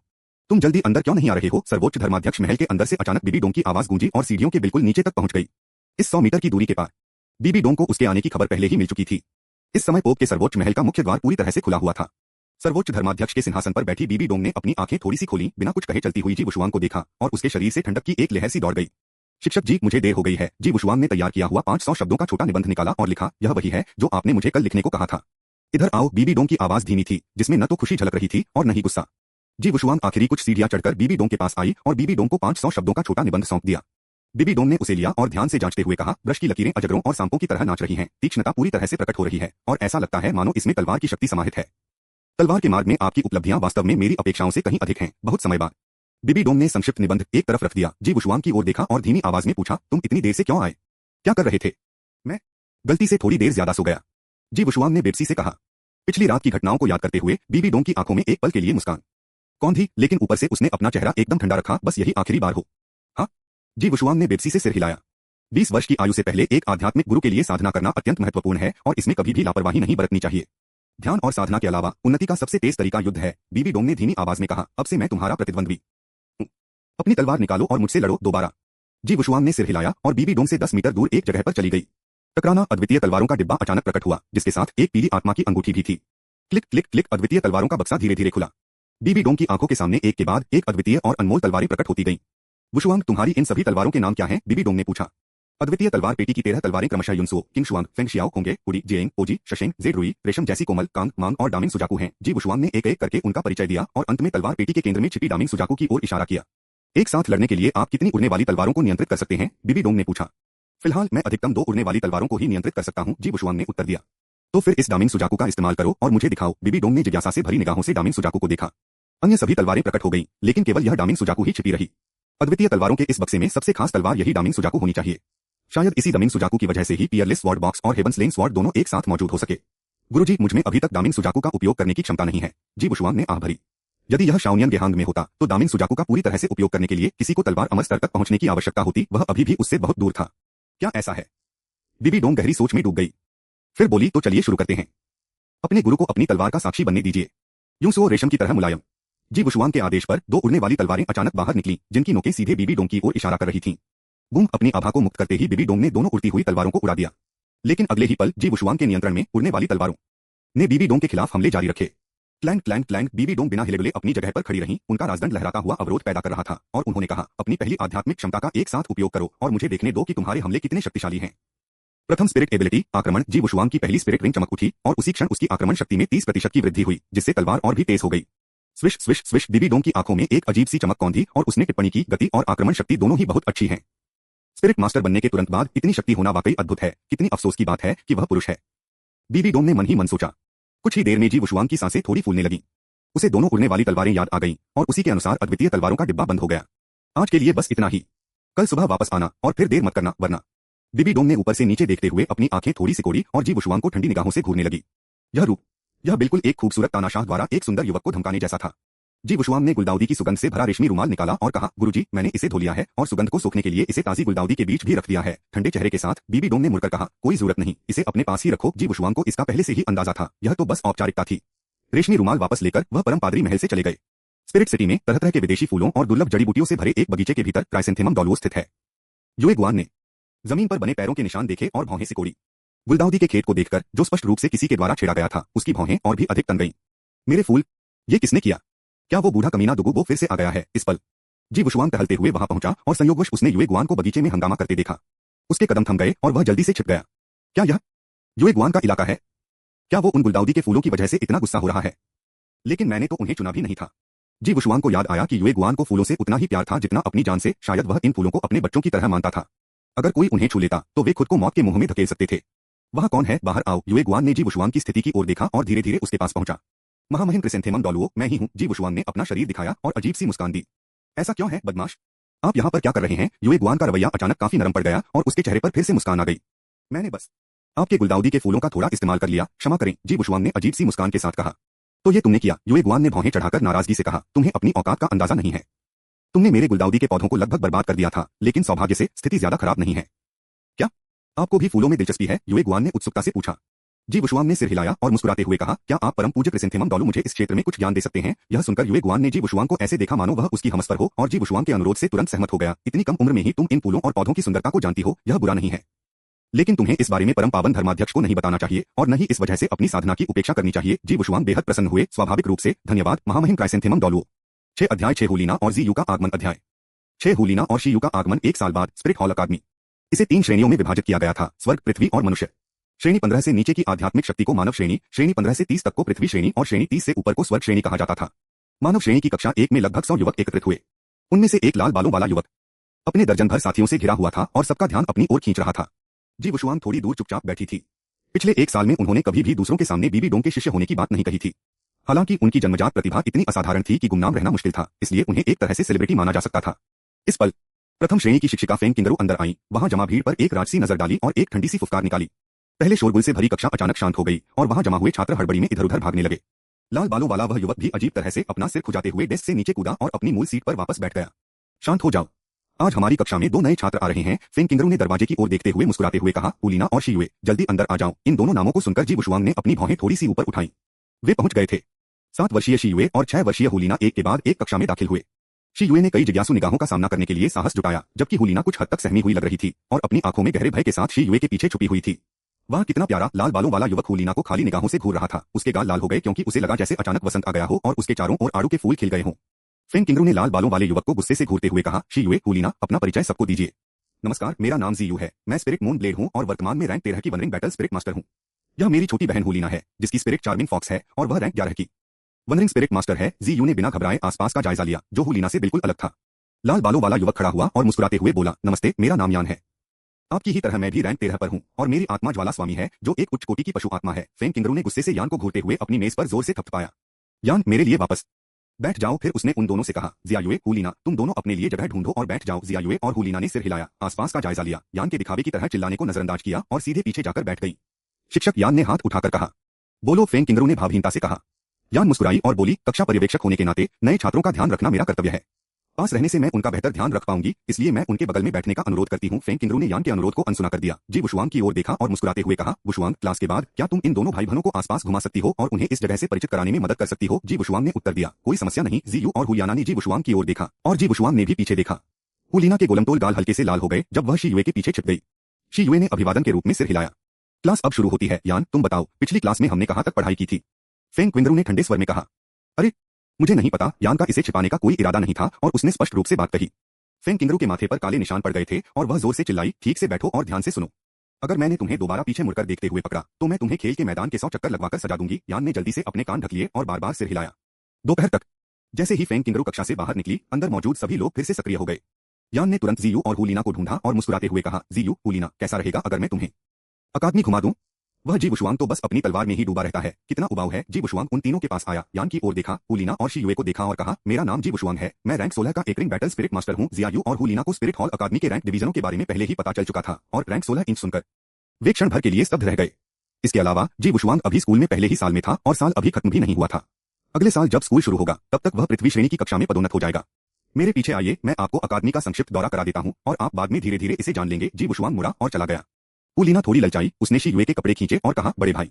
जिया युए ने सिर हिलाया, हुलीना का हाथ पकड़ा और जी वुशुआंग की गति के साथ चलने लगी। अरे, मेरा इंतजार करो। स्थिति को समझते ही यान तुरंत उसके पीछे चल पड़ा। स्पिरिट हॉल अकादमी में सुबह केवल 2 घंटे की कक्षाएं होती हैं और बाकी का समय आप अपनी इच्छानुसार उपयोग कर सकते हैं। लड़कियों का छात्रावास बगल में ही है। यहाँ लड़के लड़कियों का एक साथ रहना मना है, भले ही आप भाई बहन हो। यान, बाकी का काम मैं तुम पर छोड़ता हूँ। जी वुशुआंग ने मुस्कुराते हुए कहा। क्या तुम चाहते हो कि मैं तुम्हारी बात सुनूं? बिल्कुल नहीं, यान ने अकड़कर अपना सिर दूसरी तरफ घुमा लिया। दिखावा। जी वुशुआंग ने अपने होंठ सिकोड़े। उसकी कमर पर लगे आध्यात्मिक उपकरण से एक उड़ती हुई तलवार निकली और वह तुरंत उस पर सवार होकर तलवार नियंत्रण तकनीक का उपयोग करते हुए आगे बढ़ा। वाह, कितना अद्भुत! हूलिना ने आश्चर्य से अपना मुंह खोला। उसकी आंखों में ईर्ष्या और प्रशंसा का भाव उमड़ आया। छी, ये तो बस उड़ना ही है क्या? इसमें इतनी बड़ी बात क्या है? जब मैं रैंक 20 पर पहुंच जाऊंगा तो मुझे उड़ने की शक्ति भी मिल जाएगी। यान ने हल्के से नाक सिकोड़ी। यान, वह कहाँ जा रहा है? जी यूए ने उत्सुकता से पूछा। रास्ते में हुई बातचीत के दौरान उन्हें जी वुशुआंग की उम्र का भी पता चला। हूलिना से 1 साल बड़ा होने के अलावा वह उनकी और यान की ही उम्र का था, फिर भी उसकी आध्यात्मिक शक्ति कहीं अधिक थी। उनका पद उनसे कहीं अधिक ऊंचा था। शीयू यह सोचने पर मजबूर हो गई कि जी वुशुआंग ने इतनी तेजी से साधना करके प्रगति कैसे की होगी। हालांकि दूसरों द्वारा अपनी आध्यात्मिक शक्ति को विकसित करने के तरीके के बारे में सीधे पूछताछ करना भी एक वर्जित विषय था। क्या मैंने तुम्हें पहले नहीं बताया था? उस जी वुशुआंग की नजरें सिर्फ अपनी तलवार पर टिकी हैं। खाने, सोने और कक्षाओं में जाने के अलावा वह रोजाना तलवारबाजी और साधना का अभ्यास करता है। वह अभी भी तलवारबाजी का अभ्यास करने जा रहा होगा। यान ने अपने हाथ फैला दिए। तो फिर उसकी आत्मा भी तलवार ही होगी? जी यू ने पूछा। यान ने सिर हिलाकर कहा, बिल्कुल सही। उसकी आत्मा को अद्वितीय तलवार पेटी कहा जाता है और उसकी तलवार नियंत्रण तकनीक अत्यंत शक्तिशाली है। सभी मानव श्रेणी के योद्धाओं में अभी तक कोई भी उसका मुकाबला नहीं कर सकता। बहुत अद्भुत। जिया युए और हूलिना प्रशंसा से आह भरे बिना नहीं रह सकी। इस दौरान बांस के घने जंगल में हवा लहरों की तरह बहती हुई आगे बढ़ रही थी। जी वुशुआंग नीले पत्थर पर आंखें थोड़ी बंद करके खड़ा था। उसके बगल में अद्वितीय तलवारों का बक्सा रखा था, जिसके भीतर 12 उड़ने वाली तलवारें तैयार अवस्था में थीं। इस समय 4 तलवारें किंगशुआंग, जेयिन, जेड रुई और सॉफ्ट एस्क सिल्क एक साथ अपनी म्यान से बाहर निकल आईं। तलवारों की गूंज अचानक तेज हो गई और बांस के पत्ते चारों ओर फड़फड़ाने लगे। चारों तलवारें बहती हुई रोशनी की तरह थीं। वे जहां से भी गुजरती बांस के पत्ते बारीक चूर्ण में तब्दील हो जाते थे। जी वुशुआंग की मुद्रा फुर्तीली थी, कभी हवा में उछलती तो कभी जमीन के करीब सरकती हुई। उसके नियंत्रण में तलवार की परछाइयां बांस की परछाइयों से गुंथी हुई थीं और तलवार की ऊर्जा हवा की ध्वनि के साथ गूंज रही थी। क्लैंग। चारों तलवारें अपनी म्यान में वापस चली गईं और उसी के अनुसार अद्वितीय तलवारों का डिब्बा बंद हो गया, जिससे बांस के जंगल में एक बार फिर शांति बहाल हो गई। अगर मुझे वुशुआंग तलवार गठन की सच्ची कला में महारत हासिल करनी है तो 12 उड़ने वाली तलवारें अनिवार्य हैं। केवल 4 उड़ने वाली तलवारों से बनी तलवार संरचना में विविधताएं बहुत कम हैं और शक्ति में यह बहुत कमजोर है। जी वुशुआंग धीमी आवाज में बुदबुदाया। ढलते सूरज को निहारते हुए वह मुड़ा और चला गया। 7 अध्याय 7 बड़ी क्षमताओं वाला एक छोटा बदमाश। अध्याय 7 प्रतिभा। अब जब वह स्पिरिट हॉल अकादमी पहुंच चुका था तो उसके पास काफी समय था और साधना के अलावा अन्य चीजों पर समय बिताने की कोई आवश्यकता नहीं थी। संसाधनों की बात करें तो उन्हें इसके बारे में सोचने की बिल्कुल भी जरूरत नहीं थी। स्वाभाविक रूप से कोई न कोई उन्हें इन समस्याओं को हल करने में मदद करेगा। यथास्थिति यही थी। वह दिन में तलवारबाजी का अभ्यास करता था और रात में ध्यान करता था। उनका जीवन काफी नियमित माना जा सकता था और उनकी आध्यात्मिक शक्ति का विकास दिन प्रतिदिन बढ़ता जा रहा था। जैसे ही वह अपने छात्रावास में लौटा, उसने देखा कि यान प्रवेश द्वार पर उकड़ू बैठा था और बेहद उबा हुआ लग रहा था। जिया यू और हूलिना भी उस पक्ष में थीं। भावी स्वर्णिम पीढ़ी के ये लोग इस समय उसके छात्रावास के दरवाजे पर एकत्रित थे और देखने में काफी विचित्र लग रहे थे। तुम लोग क्या कर रहे हो? जिया युए और हूलिना ठीक थीं, कम से कम वे खड़ी तो थीं। यान के हाव भाव को फिर से देखते हुए, जमीन पर बैठकर गोले बनाते हुए, जिसे कोई भी अनजान व्यक्ति यह सोचेगा कि वह किसी बड़ी मुसीबत से पीड़ित है। जी वुशुआंग को आते देखकर यान तुरंत खड़ा हो गया, अपनी पिछली उद्दंड मुद्रा में लौट आया और बड़े आदमी की तरह व्यवहार करते हुए बोला, वुशुआंग, चलो साथ में खाना खाने चलते हैं। मैं अपनी जेब से पैसे दूंगा और तुम्हें शहर के सबसे आलीशान रेस्तरां में खाना खिलाऊंगा। क्या कहते हो? क्या मैं काफी वफादार हूं? यान ने अपने से आधे सिर लंबे जी वुशुआंग की ओर देखा और अहंकारी मुस्कान के साथ मुस्कुराया। जी वुशुआंग ने हूलिना और शी युए की ओर एक नजर डाली, फिर एक बार फिर यान की ओर देखा। क्या आप इतनी कृपा करेंगे? बिना किसी कारण के अत्यधिक शिष्टाचार दिखाना हमेशा बुरी मंशाओं को छुपाता है। इतने लंबे समय में यह पहली बार था कि यान उसे खाने पर दावत दे रहा था। यान ने नाराजगी भरे चेहरे से कहा, देखो तुम क्या कह रहे हो। भले ही हम एक दूसरे के कट्टर दुश्मन हो, लेकिन हम सहपाठी भी हैं। किसी सहपाठी को खाना खिलाना क्या यह कोई सामान्य बात है? ठीक है, तो चलिए चलते हैं। जी वुशुआंग ने गुप्त रूप से यान के मकसद पर विचार किया। इसका सबसे संभावित कारण हूलिना थी, लेकिन चूंकि वह हूलिना और शी यू नाम की बहनों के साथ अकेले समय बिता सकता था तो उसे साथ लाने की क्या जरूरत थी। इस पल हूलिना और शी युए एक साथ उसके पास आईं। उनकी झिझक भरी भाव भंगिमाओं को देखकर जी वुशुआंग मुस्कुराई और बोली, क्या आप लोग कुछ कहना चाहते हैं? भविष्य की दिव्य लोंडी। हूलिना अब बहुत बेचैन और घबराई हुई लग रही थी। वहीं दूसरी ओर जी युए एक छोटी वयस्क की तरह दिख रही थी। हूलिना ने हिम्मत जुटाकर शी युए के सामने कहा, बड़े भाई वुशुआंग, मैंने सुना है कि आप स्पिरिट हॉल अकादमी के नंबर 1 प्रतिभाशाली छात्र हैं।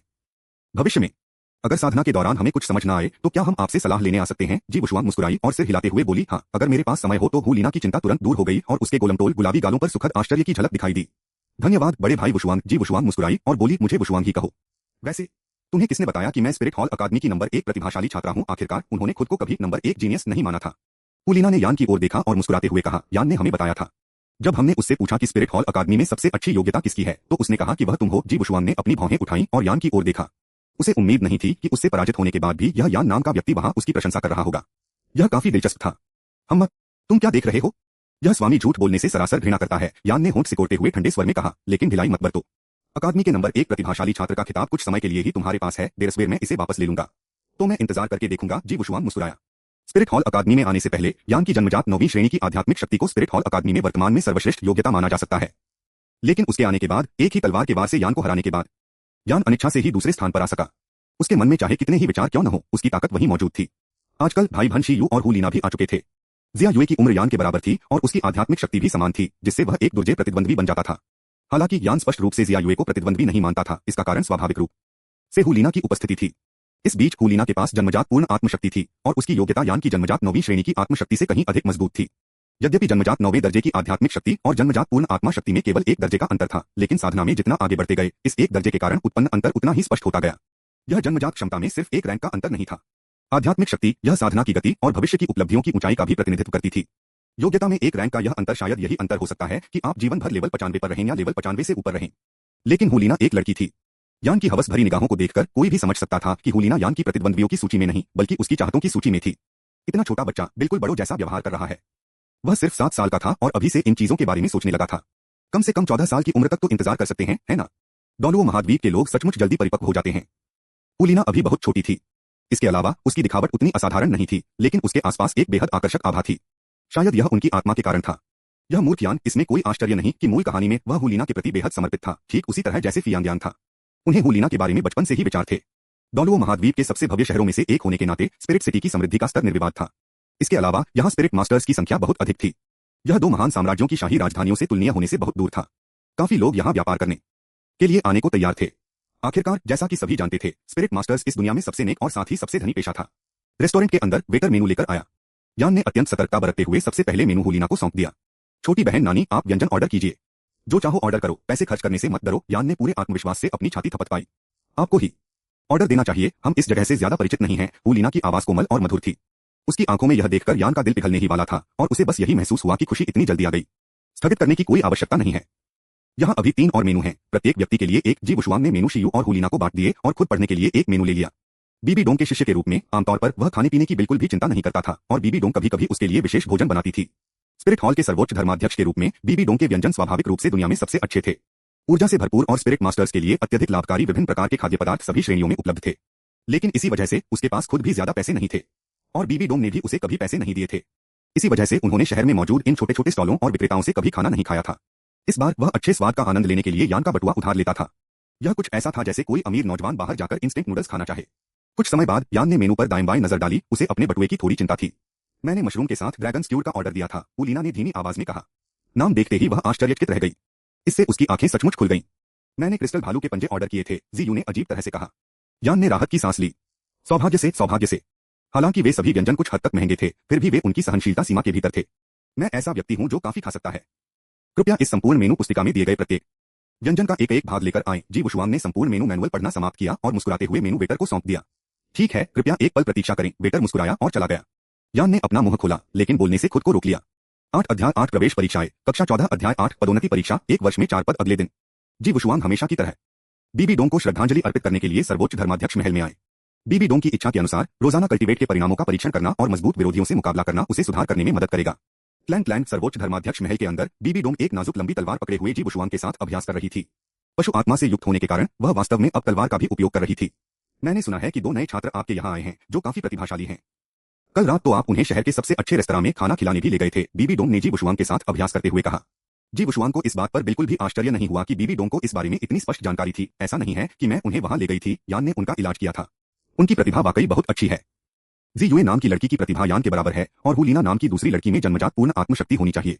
उसकी दानव लोमड़ी मार्शल आत्मा थोड़ी खास है, क्योंकि वह अनजाने में आकर्षण की सांस छोड़ती है। क्या वह बहुत सुंदर है? बीबी डोंग ने चंचल मुस्कान के साथ पूछा। एक ही तलवार के वार से उसने जी वुशुआंग की किंगशुआंग तलवार को रोक दिया और फिर जी वुशुआंग को लात मारकर कई मीटर दूर फेंक दिया। जी वुशुआंग लड़खड़ाते हुए पीछे हट गया, बड़ी मुश्किल से खुद को संभाल पाया। अपने दर्द भरे पेट को पकड़ते हुए उसने मुंह बनाते हुए कहा, जाहिर है उसकी तुलना गुरुजी से नहीं की जा सकती। यह लात वाकई बहुत जोरदार थी। वे तलवारबाजी का एक शानदार मुकाबला कर रहे थे, लेकिन यह अचानक लगी लात सचमुच अप्रत्याशित थी, खासकर हाई हील्स पहनते समय। जारी रखना। बीबी डोंग ने अपना एक हाथ अपनी पीठ के पीछे रखा, अपनी तलवार जी वुशुआंग की ओर तानी और अपनी थोड़ी को थोड़ा ऊपर उठाया। टकराना। अद्वितीय तलवार पेटी ने एक गर्जना की, तलवार की ऊर्जा अचानक प्रकट हुई और एक के बाद एक उड़ने वाली तलवारें बीबी डोंग की ओर बढ़ी। विंगशुआंग यूसुओ रेशम की तरह मुलायम। जेड रुई। बीबी डोंग ने अपनी पतली भौहें ऊपर उठाई, उनके होठों के कोने हल्के से ऊपर की ओर मुड़ गए। वह पहले से ही 4 उड़ने वाली तलवारों को नियंत्रित करने में सक्षम था। हालांकि उसे यह समझ नहीं आया कि अद्वितीय तलवार पेटी का उपयोग करने पर इतनी सारी पाबंदियां क्यों थीं, लेकिन इससे यह भी स्पष्ट हो गया कि अद्वितीय तलवार पेटी कितनी असाधारण थी। सेराफिन की तरह आत्मा। स्पिरिट सेंट क्षेत्र के नीचे केवल 2 पंख थे, स्पिरिट सेंट क्षेत्र के ऊपर 4 पंख थे और केवल टाइटल डॉलवो क्षेत्र तक पहुंचने पर ही 6 पंख थे। हालांकि पियरलेस स्वॉर्ड बॉक्स स्पष्ट रूप से ऐसा नहीं था। तुम 4 उड़ने वाली तलवारों को कब से नियंत्रित कर पा रहे हो? मैंने तुम्हें पहले कभी इनका इस्तेमाल करते हुए क्यों नहीं देखा? बीबी डोंग ने ठंडे स्वर में पूछा। मुझे इसके बारे में कल ही पता चला और मैंने शुरू में इसे छिपाकर रखने की योजना बनाई थी, जी वुशुआंग ने मुस्कुराते हुए कहा। चारों उड़ने वाली तलवारों ने तलवारों के आकार का गठन किया और बीबी डोंग को घेर लिया। तलवार की ऊर्जा क्षैतिज और लंबवत दोनों दिशाओं में प्रवाहित हुई। दुर्भाग्यवश वे बीबी डोंग की सुरक्षात्मक आध्यात्मिक शक्ति को भेद नहीं सके। Clank clank clank, Bibi Dong ने अपने हाथ में मौजूद तलवार से तलवारों की घेराबंदी को तोड़ने की लगातार कोशिश की, लेकिन हर हमले को नाकाम कर दिया गया। वह तलवार अभी भी उसके लिए पूरी तरह उपयुक्त नहीं थी। बूंद, बीबी डोंग ने अपनी आभा को मुक्त करते ही चारों उड़ने वाली तलवारों को तुरंत पीछे धकेल दिया। आज के लिए बस इतना ही, कल जारी रखेंगे। उसे डर था कि अगर वे लड़ते रहे तो जी वुशुआंग को जल्द ही कक्षा तक रेंग कर जाना पड़ेगा। जी वुशुआंग ने जिस युद्ध शक्ति का प्रदर्शन किया वह उसकी उम्मीदों से कहीं अधिक थी, लेकिन इसमें ऊर्जा की खपत भी बहुत अधिक थी। स्विश स्विश, चारों तलवारों को म्यान में वापस रखने के बाद अद्वितीय तलवारों का डिब्बा भी उसी समय गायब हो गया। बीबी डोंग जैसे प्रतिष्ठित डॉलू के साथ हर सुबह इस तरह का अभ्यास करने से वास्तव में उसे बहुत तेजी से सुधार करने में मदद मिल सकती है। इसे स्पिरिट हॉल में उनका सबसे बड़ा अवसर माना जा सकता है। जी वुशुआंग ने हल्की सांस छोड़ते हुए कहा, शिक्षक जी, तो मैं पहले कक्षा में वापस जाता हूँ। वुशुआंग, क्या तुम अपने गुरु की तरह शक्तिशाली बनना चाहते हो? बीबी डोंग ने शांत भाव से पूछा। हाँ, जी वुशुआंग को इसके पीछे का अर्थ समझ नहीं आया। सोचिए, दुनिया में ऐसा कौन है जो मजबूत नहीं बनना चाहेगा? कुछ लोग अपनी आध्यात्मिक शक्ति को एक पायदान तक बढ़ाने के लिए इतने बेताब थे कि वे पागल हो रहे थे। क्योंकि आप एक शक्तिशाली आध्यात्मिक गुरु जैसे शिक्षक बनना चाहते हैं, इसलिए आपको और भी अधिक एकाग्रता से साधना करनी चाहिए और अन्य अप्रासंगिक लोगों और मामलों से प्रभावित नहीं होना चाहिए। इस बात से चिंतित कि जी वुशुआंग उसकी बातों का अर्थ नहीं समझ पाएगी, बीबी डोंग ने सीधे सीधे कहा, संक्षेप में, उस हुलीना से दूर रहो। ठीक है, जी वुशुआंग ने ऊपरी तौर पर सहमति जताई। उसने सोचा था कि बीबी डोंग उसे कोई महत्वपूर्ण बात बताएगी, लेकिन उसे यह उम्मीद नहीं थी कि यह इस तरह की बात होगी जिसने उसे पूरी तरह से अवाक कर दिया। वह अभी केवल 7 साल का था, अगर वह चाहता भी तो उसमें यह क्षमता नहीं थी। बीबी डोंग बहुत ज्यादा सोच रही थी। पिछले 1 साल में आपने सर्वोच्च धर्माध्यक्ष के शिष्य होने की अपनी पहचान का इस्तेमाल करते हुए अकादमी में दूसरों पर अपना दबदबा नहीं दिखाया है। आपने बहुत अच्छा काम किया है और आपको इसे जारी रखना चाहिए। यदि आप 20 वर्ष की आयु से पहले आत्मा सम्राट बनने की सफलता प्राप्त कर लेते हैं तो गुरु आपको आत्मा हॉल के पवित्र पुत्र की उपाधि प्रदान करेंगे और भविष्य में आप सर्वोच्च धर्माध्यक्ष के रूप में गुरु के पद के उत्तराधिकारी बनेंगे। बीबी डोंग ने सर्वोच्च धर्माध्यक्ष के सिंहासन पर हाथ फेरा। गुंबद के ऊपर जड़े रत्नों से तेज रोशनी निकल रही थी, जिससे कीमती रत्नों से जड़ा हुआ शानदार सुनहरा पोप का सिंहासन चमक रहा था। तो यह शिष्य पहले कड़ी साधना करने वापस जाएगा। कल मिलते हैं, गुरुजी। जी वुशुआंग ने मुड़कर सर्वोच्च धर्माध्यक्ष महल के परिसर से निकलते हुए अपनी तलवार पर सवार होकर प्रस्थान किया। बीबी डोंग धीरे धीरे सर्वोच्च धर्माध्यक्ष के सिंहासन पर बैठ गई और एक तरह के सम्मोहन में सर्वोच्च धर्माध्यक्ष महल के द्वारों को निःसंकोच घूरने लगी। इस दिन स्पिरिट हॉल अकादमी में सभी ह्यूमन ग्रेड के छात्र खेल के मैदान में एकत्रित हुए। खेल के मैदान के केंद्र में 100 मीटर व्यास वाला एक गोलाकार सोल फाइटिंग प्लेटफॉर्म खड़ा था। आत्मा से लड़ने के मंच पर 2 स्पिरिट मास्टर्स इस समय द्वंद्व युद्ध कर रहे थे। वे दोनों स्पिरिट मास्टर थे जो पहले ही 15वें स्तर या उससे ऊपर पहुंच चुके थे, जो कि अर्थ ग्रेड श्रेणी में आगे बढ़ने के लिए पर्याप्त था। एक तरफ एक शिक्षक रिकॉर्डिंग करने के साथ साथ रेफरी की भूमिका भी निभा रहा था। वे दोनों भी अपनी पूरी ताकत से लड़ रहे थे, जिसका एकमात्र उद्देश्य पृथ्वी श्रेणी में बेहतर स्थान प्राप्त करना और अधिक एवं बेहतर संसाधन हासिल करना था। धत तेरी की। जी वुशुआंग, तुम लोग तो वाकई इतनी जल्दी पृथ्वी स्तरीय वर्ग में प्रगति कर रहे हो। यान ने हताशा में जमीन पर मुक्का मारा। उनके अलावा यान से पहले ही परिचित हो चुकी जीयू और हुलीना खिलखिलाकर हंस पड़ी। यान ने ऐसा क्यों कहा? इसका कारण यह है। इसका सीधा कारण यह था कि जी वुशुआंग की आध्यात्मिक शक्ति पहले से ही 17वें स्तर पर थी, जो उन्नति के लिए आवश्यक 15वें स्तर से 2 स्तर अधिक थी। उनकी आत्मा के जागृत होने के ठीक 1 वर्ष बीत चुका था। दाखिला लेने के ठीक 1 साल बाद ही अर्थग्रेड क्लास में पदोन्नत हो जाना जी वुशुआंग को अत्यंत दुर्लभ माना जा सकता है। अर्थग्रेड क्लास 1 अर्थग्रेड कक्षाओं में सर्वश्रेष्ठ कक्षा के रूप में वह पहले से ही उसे अपनी ओर बुला रहा था। मैं स्वर्ग श्रेणी की कक्षा में तुम्हारा इंतजार करूंगा। आशा है तुम मुझे ज्यादा देर तक इंतजार नहीं कराओगे, जी वुशुआंग ने मुस्कुराते हुए कहा। भाई वुशुआंग, क्या आप पृथ्वी श्रेणी में पदोन्नत नहीं हो रहे हैं? आप स्वर्ग श्रेणी में हमारा इंतजार क्यों कर रहे हैं? हुलीना ने उलझन में पूछा। वुशुआंग का मतलब यह होना चाहिए कि जब तक हम पृथ्वी श्रेणी में प्रवेश करेंगे तब तक वह स्वर्ग श्रेणी में प्रवेश कर चुका होगा, जीयू ने मुस्कुराते हुए कहा। छी, क्या तुम्हें इतना घमंडी होना जरूरी है? यान ने होंठ सिकोड़ते हुए कहा। जैसे जैसे हम आगे बढ़ते हैं आध्यात्मिक शक्ति में वृद्धि धीमी होती जाती है। जीयू और मैं जल्द ही 14वें स्तर पर पहुंच जाएंगे और नाना की साधना की गति भी धीमी नहीं है। अगले साल जब हम आगे बढ़ेंगे तो हम सभी निश्चित रूप से पृथ्वी श्रेणी में प्रवेश कर सकेंगे। तुम्हारा 1 साल के भीतर 30वें स्तर तक पहुंचकर आध्यात्मिक गुरु बनने का सपना देखना, क्या यह कोरी कल्पना और कोरी कल्पना नहीं है? जी वुशुआंग, लैंड रोबिंग मंच पर आओ। इस पल आत्मा से लड़ने वाले मंच पर मौजूद शिक्षक चिल्लाया। मैं पहले जाऊंगा। हालांकि जी वुशुआंग के पास केवल एक ही स्पिरिट रिंग थी, फिर भी वह हवा में उड़ते हुए सोल फाइटिंग प्लेटफॉर्म पर पहुंच गया। उसकी तेजतर्रार काया और बेहद आकर्षक रूप देखकर आसपास की छात्राओं में चीख पुकार मच गई। भाई वुशुआंग, चलो। हुलीना का छोटा सा चेहरा उत्साह से लाल हो गया। यान ने अपने होंठ सिकोड़ लिए। ये तो बस एक प्रमोशन परीक्षा है, इतना हैंडसम बनने की क्या जरूरत है? यह सचमुच अवाक कर देने वाला है। 9 अध्याय 9 प्रवेश परीक्षा अध्याय 9 उन्नति मूल्यांकन। जी वुशुआंग, आत्मा अद्वितीय तलवार बॉक्स लेवल 17 आक्रमण प्रणाली एक रिंग युद्ध स्पिरिट मास्टर, कृपया सलाह दें। जी वुशुआंग ने अद्वितीय तलवार पेटी को नियंत्रित किया, जिसके चारों ओर युनसो और किंग शुआंग घूम रहे थे। उसके विपरीत लान रोबिंग ने मुस्कुराते हुए कहा। लान रोबिंग, स्पिरिट फ्रॉस्ट स्टाफ लेवल 16 नियंत्रण प्रणाली वनरिंग बैटल स्पिरिट मास्टर, कृपया सलाह दें। रेफरी शिक्षक ने मुस्कुराते हुए कहा। पहले दोस्ती फिर प्रतियोगिता। सुरक्षा सुनिश्चित करने के उद्देश्य से अपना सर्वश्रेष्ठ प्रदर्शन करें और शुरू करें। जाओ। जी वुशुआंग ने अपनी तलवार वाली उंगली उठाई। युनसो और किंग शुआंग ने हवा में वार करते हुए बाएं और दाएं दोनों ओर से घेराबंदी करके लैंड रोबिंग की ओर सीधे वार किया। प्रथम आत्मा क्षमता बर्फ और हिम। लान रोबिंग ने फ्रॉस्ट स्टाफ लहराते हुए पीछे हटना शुरू कर दिया। पहला स्पिरिट रिंग जगमगा उठा। सोल फाइटिंग प्लेटफॉर्म पर तापमान अचानक बहुत गिर गया और यहां तक कि आसपास के दर्शक भी अनजाने में कांपने लगे। असंख्य विशिष्ट किनारों वाले और अत्यंत नुकीले बर्फ के क्रिस्टल अचानक प्रकट हो गए। सोल फाइटिंग प्लेटफॉर्म भी बर्फ के क्रिस्टलों की एक पतली परत से ढका हुआ था। इस स्पिरिट एबिलिटी का दायरा बहुत विशाल था, जो लगभग पूरे सोल फाइटिंग प्लेटफॉर्म को कवर करता था। चटक चटक किंग शुआंग और युनसुओ की तलवारों ने बर्फ के क्रिस्टलों को आसानी से चकनाचूर कर दिया। वे लगातार आगे बढ़ते हुए लैंड रोबिंग की ओर आक्रमण करने लगे। रेशम की तरह मुलायम, अद्वितीय तलवारों के बक्से से एक और उड़ने वाली तलवार निकली और उसके शरीर के चारों ओर घूमने लगी। जब भी बर्फ के क्रिस्टल उसके पास आने वाले होते थे, रेशम की तरह मुलायम होने के बावजूद वह उन्हें सटीक रूप से चकनाचूर कर सकता था। यह उन्नति प्रतियोगिता प्रारूप में एक प्रदर्शनी मैच के समान थी। इसका सीधा उद्देश्य छात्रों को सबके सामने अपनी प्रतिभा का प्रदर्शन करने का मौका देना था। जितना अधिक ध्यान आकर्षित होता, उतनी ही सफलता मिलती। दोनों के बीच हुए मुक्केबाजी मुकाबले ने निस्संदेह यह लक्ष्य हासिल कर लिया। लैंड रोबिंग द्वारा निर्मित आइस एंड स्नो कास्ट इस उन्नति युद्धों के बैच में पहली बार दिखाई दी।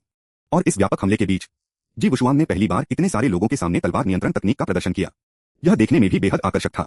Clank clank clank, land robin की मुद्रा सुरुचिपूर्ण और शरीर फुर्तीला था। वह हर बार किंग शुआंग और युनसुओ के हमलों से बच निकलती थी और कभी-कभी बचाव के लिए फ्रॉस्ट स्टाफ का उपयोग करती थी। लेकिन जैसे जैसे समय बीतता गया, लैंड रोबिंग का रंग नग्न आंखों से देखने पर स्पष्ट रूप से पीला पड़ गया था। बर्फ और हिम जैसी इतनी बड़े पैमाने पर आध्यात्मिक क्षमता का लगातार प्रयोग करने में वास्तव में बहुत अधिक ऊर्जा की खपत होती है। फिर भी ऐसा ही है। लैंड रोबिंग ने फिर भी रुकने का विकल्प नहीं चुना। किंग शुआंग और युनसुओ के दो तरफा हमले से बचते हुए वह जी वुशुआंग के पास पहुंची। जी वुशुआंग ने जमीन पर जमती हुई मोटी बर्फ, बढ़ती हुई ठंडी हवा और अपने शरीर पर जमी बर्फ की परत को देखा। मेरी पहली स्पिरिट एबिलिटी बर्फ और हिम हमले के लिए बर्फ के टुकड़े बुलाने के अलावा एक और क्षमता रखती है, और वह है जमा देना। लैंड रोबिंग के होठों के कोने हल्के से ऊपर उठे। फ्रॉस्ट स्टाफ पर बर्फीले नीले रंग की एक चमक फैल गई। एक पल के लिए जी वुशुआंग के चारों ओर एक और भी अधिक दुर्जय हिम शक्ति प्रकट हुई। स्विश, पलक झपकते ही बर्फ के क्रिस्टल ने जी वुशुआंग के पूरे शरीर को ढक लिया, उसे कैद कर लिया और उसे जमीन पर जमी बर्फ की परत में विलीन कर दिया। लैंड रोबिंग ने हल्की सी मुस्कान बिखेरी, यह सोचकर कि जीत उसके हाथ में है। तथापि अचानक दो ठंडी बत्तियां चमक उठीं। किंग शुआंग और युनसुओ को सीधे अपनी ओर आते देख लैंड रोबिंग की पुतलियां अचानक सिकुड़ गईं। असंभव, मैंने उसे पूरी तरह से काबू में कर लिया था। वह एक इंच भी हिल नहीं सकता था। फिर भी ये तलवारें क्यों हिल रही हैं? बर्फ के क्रिस्टलों के बीच फंसा हुआ जी वुशुआंग अपने होठों के कोनों को ऊपर की ओर मोड़ता है। उसे देखकर ऐसा लग रहा था मानो वह फंसा हुआ हो और हिलने डुलने में असमर्थ हो, लेकिन वास्तव में अगर वह मुक्त होना चाहता तो वह पूरी तरह से ऐसा कर सकता था। लैंड रोबिंग द्वारा नियंत्रित होना पूरी तरह से जानबूझकर किया गया था। पहला, वह देखना चाहता था कि लैंड रोबिंग के पास और कौन-कौन सी तरकीबें हैं। दूसरा, लैंड रोबिंग को अपना बचाव कम करने के लिए मजबूर करना था। तीसरा, लैंड रोबिंग को खुद को प्रदर्शित करने के अधिक अवसर देना था। इस समय रेशम की तरह मुलायम भी सामने आ गया। लैंड रोबिंग, जिसकी आध्यात्मिक शक्ति लगभग समाप्त हो चुकी थी, किंग शुआंग और युनसुओ के दोहरे हमले के कारण बेहद अस्त-व्यस्त दिख रही थी। अब इसमें रेशम जैसी कोमलता भी शामिल कर ली गई है। भूष, जिस तरह लैंड रोबिंग सक्रिय रूप से बचाव कर रही थी, रेशम की तरह मुलायम, सचमुच मुलायम शब्द को सार्थक करता है। जैसे अजगर शरीर को अपने चारों ओर लपेट लेता है, वैसे ही यह पलक झपकते ही लैंड रोबिंग की कोमल आकृति के चारों ओर लिपट गया। बर्फीले नीले रंग की लंबी पोशाक कसकर बंधी हुई थी। महज 9 साल की लैंड रोबिंग स्पिरिट मास्टर की शुरुआती परिपक्वता के साथ पहले से ही आकर्षण के 3 बिंदुओं को प्राप्त कर चुकी थी। वह हुलीना से कहीं बेहतर थी, जो थोड़ी ही दूरी पर जयकारे लगा रही थी। स्विश स्विश, किंग शुआंग और युनसुओ ने हवा में तलवारें चलाईं, उनकी तलवारों की नोकें सीधे लैंड रोबिंग की ओर इशारा कर रही थीं। इधर-उधर मत घूमो, मेरी रेशम जैसी कोमल अतुलनीय रूप से तेज है।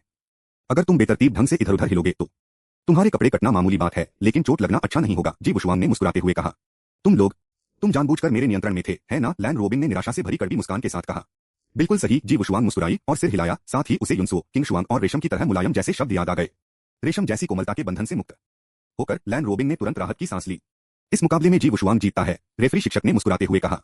वाह, बड़े भाई वुशुआंग, बहुत बढ़िया। हुलीना उत्साह से उछल पड़ी। जिया युए ने तुरंत समझाया, छोटी बहन, इतनी उत्साहित मत हो, ये बहुत शर्मनाक है। मंच पर जी वुशुआंग ने अद्वितीय तलवार पेटी को बंद किया, लैंड रोबिंग को सिर हिलाकर अभिवादन किया, मुड़ी और आत्मा युद्ध मंच से नीचे उतर गई। यान, शी यू और हुलीना विपरीत दिशा से उसकी ओर चलने लगे। अरे, ये तो बस पदोन्नति का मूल्यांकन है, इतना सुंदर दिखने की क्या जरूरत है? यान ने आंखें घुमाई और होंठ सिकोड़े। जी वुशुआंग को इस यान नाम के व्यक्ति पर ध्यान देने की कोई परवाह नहीं थी। इसका कोई उपाय नहीं है। बड़े भाई वुशुआंग की ताकत साफ दिख रही है। इस पदोन्नति परीक्षा में पहला स्थान पाने वाला कोई नहीं है। हुलीना का छोटा सा चेहरा लाल हो गया था, उसकी आंखें पूरी तरह से जी वुशुआंग पर टिकी हुई थीं। जब मेरी बारी आएगी तो मैं भी प्रथम स्थान जीत सकती हूँ, यान ने आत्मविश्वास से मुस्कुराते हुए कहा। अगर तुम्हें पहला स्थान हासिल करना है तो पहले जी युए की बाधा को पार करो। जी वुशुआंग अकादमी के बाहर की ओर चल पड़ा। हुलीना भी तुरंत उनके पीछे पीछे चली गई। मैं एक पशु आत्मा हूँ। शुरुआती चरणों में एक उपकरण आत्मा स्वामी पशु आत्मा स्वामी का मुकाबला नहीं कर सकता, यान ने गर्व से मुस्कुराते हुए कहा। ज्वाला स्वामी, इस आत्मा में अग्नि और पृथ्वी दोनों के गुण मौजूद थे और इसकी आक्रमण शक्ति और रक्षा दोनों ही अत्यंत उत्कृष्ट थीं, जो इसे एक शीर्ष श्रेणी की पशु आत्मा बनाती थी। हालांकि जी यू के क्रिसेंट ब्लेड्स में आक्रमण करने की जबरदस्त शक्ति थी, लेकिन आमने सामने की लड़ाई में वह माहिर नहीं थे। इसी वजह से यान को विशेष रूप से आत्मविश्वास था। जिया युए ऐसे मामलों पर बहस नहीं करना चाहती थी, यह व्यर्थ था। नैर, कड़ी मेहनत करो। अगले साल इसी समय तक लेवल 15 तक पहुंचने का प्रयास करो और यान को पूरी तरह से हरा दो, जी वुशुआंग ने मुस्कुराते हुए कहा। बड़े भाई वुशुआंग, यह मेरे लिए बिल्कुल भी मुश्किल नहीं है। अगले साल इस समय तक मैं शायद 16वें स्तर पर भी पहुंच जाऊंगी, हुलीना ने आत्मविश्वास से मुस्कुराते हुए कहा। यान, क्या तुमने सुना? जी वुशुआंग ने यान की ओर देखा और मुस्कुराते हुए कहा। चलो एक शर्त लगाते हैं। अगर तुम उन्नति परीक्षा में नैर को हरा देते हो और प्रथम स्थान प्राप्त करते हो तो मैं तुम्हें तुम्हारी पसंद की जगह पर भोजन कराऊंगा। वाह, तुमने सही कहा, यान ने उत्सुकता से अपने हाथ आपस में रगड़े। उसकी प्रतिस्पर्धा की भावना चरम पर पहुंच गई। उसने हुलीना की ओर देखकर कहा, नाना, मैं तुम्हें आसानी से नहीं छोड़ूंगा, मानसिक रूप से तैयार हो जाओ। जी वुशुआंग ने अपनी भौहें ऊपर उठाई। यान के गंभीर चेहरे को देखकर वह सचमुच हैरान रह गया। आखिरकार वे अभी भी बच्चे थे और उनकी प्रतिस्पर्धात्मक भावना थोड़ी अधिक प्रबल थी।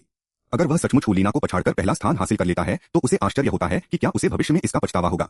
जल्द ही प्रगति मूल्यांकन समाप्त हो गया और तदनुसार रैंकिंग जारी कर दी गई। यह केवल ग्रेड को ही नहीं दर्शाता था, बाद में उन्हें किस कक्षा में रखा जाएगा यह भी इसी से निर्धारित होगा। इस समय तक वह खाई पहले ही दिखाई दे चुकी थी। 10 अध्याय 10 पुरस्कार अध्याय 10 पुरस्कार बीबी डोंग को स्पिरिट हॉल अकादमी की उन्नति परीक्षाओं का रिपोर्ट कार्ड पहले ही क्षण में मिल गया। प्रथम स्थान पर रही जी वुशुआंग को देखकर उनके होठों के कोने हल्के से ऊपर उठ गए। काफी अच्छा। अगले दिन जी वुशुआंग हमेशा की तरह सर्वोच्च धर्माध्यक्ष महल में आए, लेकिन उन्हें वहां बीबी डोंग नहीं मिली। कुछ देर सोचने के बाद वे बीबी डोंग के निवास पर गए। जैसे ही वह आंगन में पहुंचा, बीबी डोंग की निजी नौकरानी उनकी ओर बढ़ी और बोली, युवा स्वामी वुशुआंग, परम पूज्य ने आपको वहां जाने के लिए कहा है। आज शिक्षक का मूड कैसा है? जी वुशुआंग ने पूछा। जब तुम इसे अपनी आंखों से देखोगी तब तुम्हें पता चल जाएगा। नौकरानी ने ज्यादा कुछ कहने की हिम्मत नहीं की। जी वुशुआंग ने दरवाजा खोलकर अंदर प्रवेश किया। कुछ देर घूमकर वह एक पर्दे के सामने रुक गया। चारों ओर डेजी की खुशबू फैली हुई थी जो मन और फेफड़ों को ताजगी प्रदान कर रही थी। अध्यापक जी वुशुआंग ने स्क्रीन की ओर धीमी आवाज में कहा, मैंने सुना है कि तुमने अपनी उन्नति परीक्षा में प्रथम स्थान प्राप्त किया है। तुमने अच्छा प्रदर्शन किया। पर्दे के पीछे बीबी डोंग ने इत्मीनान से कहा, प्रशंसा के लिए धन्यवाद गुरुजी। जी वुशुआंग ने हल्की सी मुस्कान दी। हालांकि मैंने यह भी सुना है कि आपने 16वें स्तर की नियंत्रण प्रणाली से निपटने के लिए वास्तव में 3 उड़ने वाली तलवारों का इस्तेमाल किया था। आत्मा के स्वामी, बीबी डोंग ने धीमी आवाज में कहा। जी वुशुआंग ने बीबी डोंग के लहजे में आए बदलाव को महसूस किया और उसकी मुस्कान सख्त हो गई। मैं बस खुद को मुसीबत में फंसाना नहीं चाहता था। अगर सच में कोई दुर्घटना हो जाती है तो बदनामी सिर्फ मेरी ही नहीं बल्कि आपकी भी होगी गुरुजी, है ना? तुमने जो कहा वो बिल्कुल सही है। लेकिन बीबी डोंग सुनहरे रंग की एक शानदार लंबी पोशाक पहने हुए थी। उसके लंबे बैंगनी बाल कंधों पर बिखरे हुए थे। उसकी मनमोहक बैंगनी आंखें जी वुशुआंग को घूरते हुए बोली, क्या तुम दुश्मनों और सहयोगियों दोनों की ताकत का सही से अंदाजा भी नहीं लगा सकते? कोई गारंटी नहीं दे सकता कि दुश्मन के पास कोई गुप्त तुरुप का पत्ता है या नहीं, या उनके पास कितने तुरुप के पत्ते हैं। मेरी तरह गुरुजी के अलावा कोई नहीं जानता कि मैं एक साथ 4 उड़ने वाली तलवारों को नियंत्रित कर सकता हूं या मेरे पास 2 आत्माएं हैं। जी वुशुआंग हंसे। बीबी डोंग मन ही मन इस उत्तर से बहुत संतुष्ट हुई। उसका कोमल हाथ जी वुशुआंग के सिर पर पड़ा और उसने मुस्कुराते हुए धीरे से सहलाते हुए कहा, इस परीक्षा के दौरान तुमने अपनी पहली आध्यात्मिक क्षमता का उपयोग भी नहीं किया, फिर भी तुमने एक नियंत्रण प्रणाली को हरा दिया। स्पिरिट मास्टर जो आपसे केवल एक स्तर नीचे था, और नियंत्रण प्रणाली सभी स्पिरिट मास्टर्स में से स्पिरिट मास्टर्स को सबसे ज्यादा परेशानी पैदा करने वाला माना जाता है। कुल मिलाकर आपने बहुत अच्छा प्रदर्शन किया। यहाँ पवन तलवार संप्रदाय के संप्रदाय प्रमुख द्वारा लिखित तलवार दांव के कुछ महत्वपूर्ण सिद्धांत और उनके संप्रदाय की रक्षा करने वाली तलवार संरचना के उपयोग के तरीके दिए गए हैं। इसे पढ़ें और समझें, यह आपके लिए उपयोगी हो सकता है। पवन तलवार संप्रदाय। जी वुशुआंग मन ही मन काफी आश्चर्यचकित हुआ। पवन तलवार संप्रदाय जो निचले 4 संप्रदायों में से एक है, ऐसी चीजें संप्रदाय के लिए महत्वपूर्ण खजाने हैं। गुरुजी, आपने इन्हें कैसे प्राप्त किया? बीबी डोंग ने उदासीनता से कहा, जब तुम्हारी शक्ति पर्याप्त मजबूत हो जाती है तो तुम जो चाहो वो पा सकते हो। तलवार के ज्ञान और तलवार की संरचनाओं की नकल की तो बात ही छोड़ो, यहाँ तक कि पूरी पवन तलवार संप्रदाय भी कोई बड़ी बात नहीं है। क्या अब आपको ताकत का महत्व पता चल गया है? बीबी डोंग ने अपने हाथ फैलाए और जी वुशुआंग के गालों को चुटकी से पकड़कर खींचा। शिष्य जानता है गुरुजी, आपको इसे हर रोज कहने की जरूरत नहीं है। जी वुशुआंग भी असहाय थी। ऐसा प्रतीत होता था कि चाहे कोई भी हो, शिक्षक बनने के बाद वे सभी बहुत ज्यादा शिकायत करने लगे थे। तुम्हें पता है, अगर तुम्हें सच में पता होता तो तुम सारा दिन हुलीना और बाकी 3 के साथ क्यों घूमते रहते हो? बीबी डोंग ने उदासीनता से पूछा। एक ही छत के नीचे रहने पर यह एक अपरिहार्य मामला है। जी वुशुआंग को समझ नहीं आ रहा था कि वह क्या कहे। कल्टीवेट में वापस जाओ, कल सुबह मैं तुम्हारी कल्टीवेशन की प्रगति देखना चाहती हूँ। अगले कुछ समय के लिए तुम्हें क्लास में भी नहीं आना है और यान और बाकी दोनों के साथ कम समय बिताना, समझे? बीबी डोंग ने उदासीनता से पूछा। शिष्य समझ गया। शिष्य विदा लेता है। दासी के नेतृत्व में जी वुशुआंग बीबी डोंग के निवास से चले गए। असल में वह सिर्फ बीबी डोंग को अपने परीक्षा परिणाम की सूचना देना चाहता था।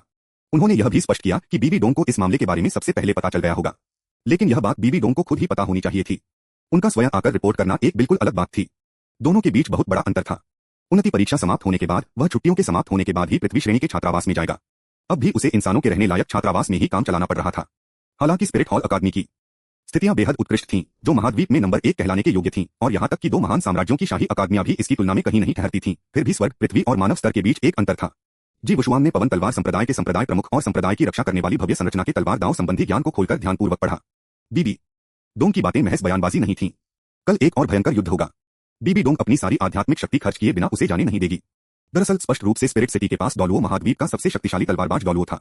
दुर्भाग्य से बीबी डोंग के दूसरे पक्ष के साथ अच्छे संबंध नहीं थे और वह दूसरे पक्ष का नाम लेने तक को तैयार नहीं थी। तलवारबाजी के ज्ञान के लिए पहल करके पूछने की तो बात ही दूर थी। जिसकी उन्होंने बात की वह स्वाभाविक रूप से कियान दाओलियो थे। स्पिरिट हॉल का यह नंबर 1 पावर हाउस, 99वें रैंक का टाइटल डॉलुओ। यहाँ तक कि चेन शिन के पिता भी तलवारबाजी में कियान दाओलियो से हार गए और अंततः अवसाद से उनकी मृत्यु हो गई। यकीन से चीजों का विकास ठीक उसी तरह हुआ जैसा जी वुशुआंग ने अनुमान लगाया था। अगले दिन बीबी डोंग के शांत आंगन में बीबी डोंग ने एक लंबी तलवार पकड़ी हुई थी और चुपचाप जी वुशुआंग को निहार रही थी। चूंकि उसने पवन तलवार संप्रदाय की दाव विरासत तलवार प्राप्त कर ली थी और उसे जी वुशुआंग को सिखाना था, इसलिए उसने इसके भीतर कुछ तरीकों को सीखने में भी थोड़ा समय बिताया। 1 साल पहले की तुलना में बीबी डोंग आजकल सचमुच एक तलवारबाज की तरह दिखती है। कम से कम बैठने का तरीका तो बहुत ही मानक था। गुरुजी सावधान रहें। जी वुशुआंग ने अपनी हथेलियों में हवा के भंवर उत्पन्न किए और अद्वितीय तलवार पेटी धीरे धीरे खुल गई। शशेंग पलक झपकते ही तलवार की ऊर्जा एक दूसरे को काटती हुई आगे बढ़ी। गहरे हरे रंग की तलवार की रोशनी पलक झपकते ही बीबी डोंग के सामने पहुंच गई। क्लैंक बीबी डोंग ने अपनी तलवार उठाकर बचाव किया। शशेंग को रोकने के लिए तलवार का फूल घुमाया और टिप्पणी की, गति पहले से कहीं अधिक तेज है। क्या यह पवन तलवार संप्रदाय की उन चीजों के कारण है? जी वुशुआंग ने कहा। शिष्य ने तलवार नियंत्रण तकनीक को पवन तलवार संप्रदाय की तलवार तकनीक के साथ मिलाकर पवन मार्गदर्शक तलवार तकनीक विकसित की है। उड़ने वाली तलवार की गति पहले से लगभग 10% अधिक है। भूष भूष कैन और मांग ने पलक झपकते ही अपनी तलवारें निकाल ली और सीधे बीबी डोंग की ओर बढ़ गए। क्विंग शुआंग जी वुशुआंग ने किंग शुआंग को पकड़े हुए बीबी डोंग की ओर कदम बढ़ाया और देश को विभाजित करने वाली तलवार तकनीक का प्रयोग किया। देश को विभाजित करने वाली तलवार तकनीक और स्वर्ग को नष्ट करने वाली तलवार एक दूसरे के पूरक थे, लेकिन इस समय उसका स्तर बहुत खराब था, इसलिए इसका उपयोग करना व्यर्थ था। तीनों उड़ने वाली तलवारों के हमलों को रोकते और उनसे बचाव करते हुए बीबी डोंग ने उसका डटकर सामना किया। आमने सामने की लड़ाई, आप में वाकई बहुत हिम्मत है। बीबी डोंग ने मन ही मन उपहास किया। यह मत सोचो कि तलवार चलाने में अच्छी न होने के कारण उसे धमकाना आसान था। क्या आप जानते हैं कि एक ही बल से 10,000 तकनीकों को तोड़ने का क्या मतलब होता है? बीबी डोंग उछली और उसने अपनी पूरी ताकत से माउंट हुआ को 2 भागों में बांटने का एक दांव खेला, एक उपाधिधारी डॉलू के रूप में। अगर वह गंभीर हो जाती तो उसकी हरकतों पर जी वुशुआंग कैसे प्रतिक्रिया दे पाता? बीबी डोंग को पलक झपकते ही तीनों उड़ने वाली तलवारों के घेरे को तोड़कर अपने सामने आते देख जी वुशुआंग की आंखें चौड़ी हो गईं। हे बीबी डोंग के होठों के कोने हल्के से ऊपर उठे।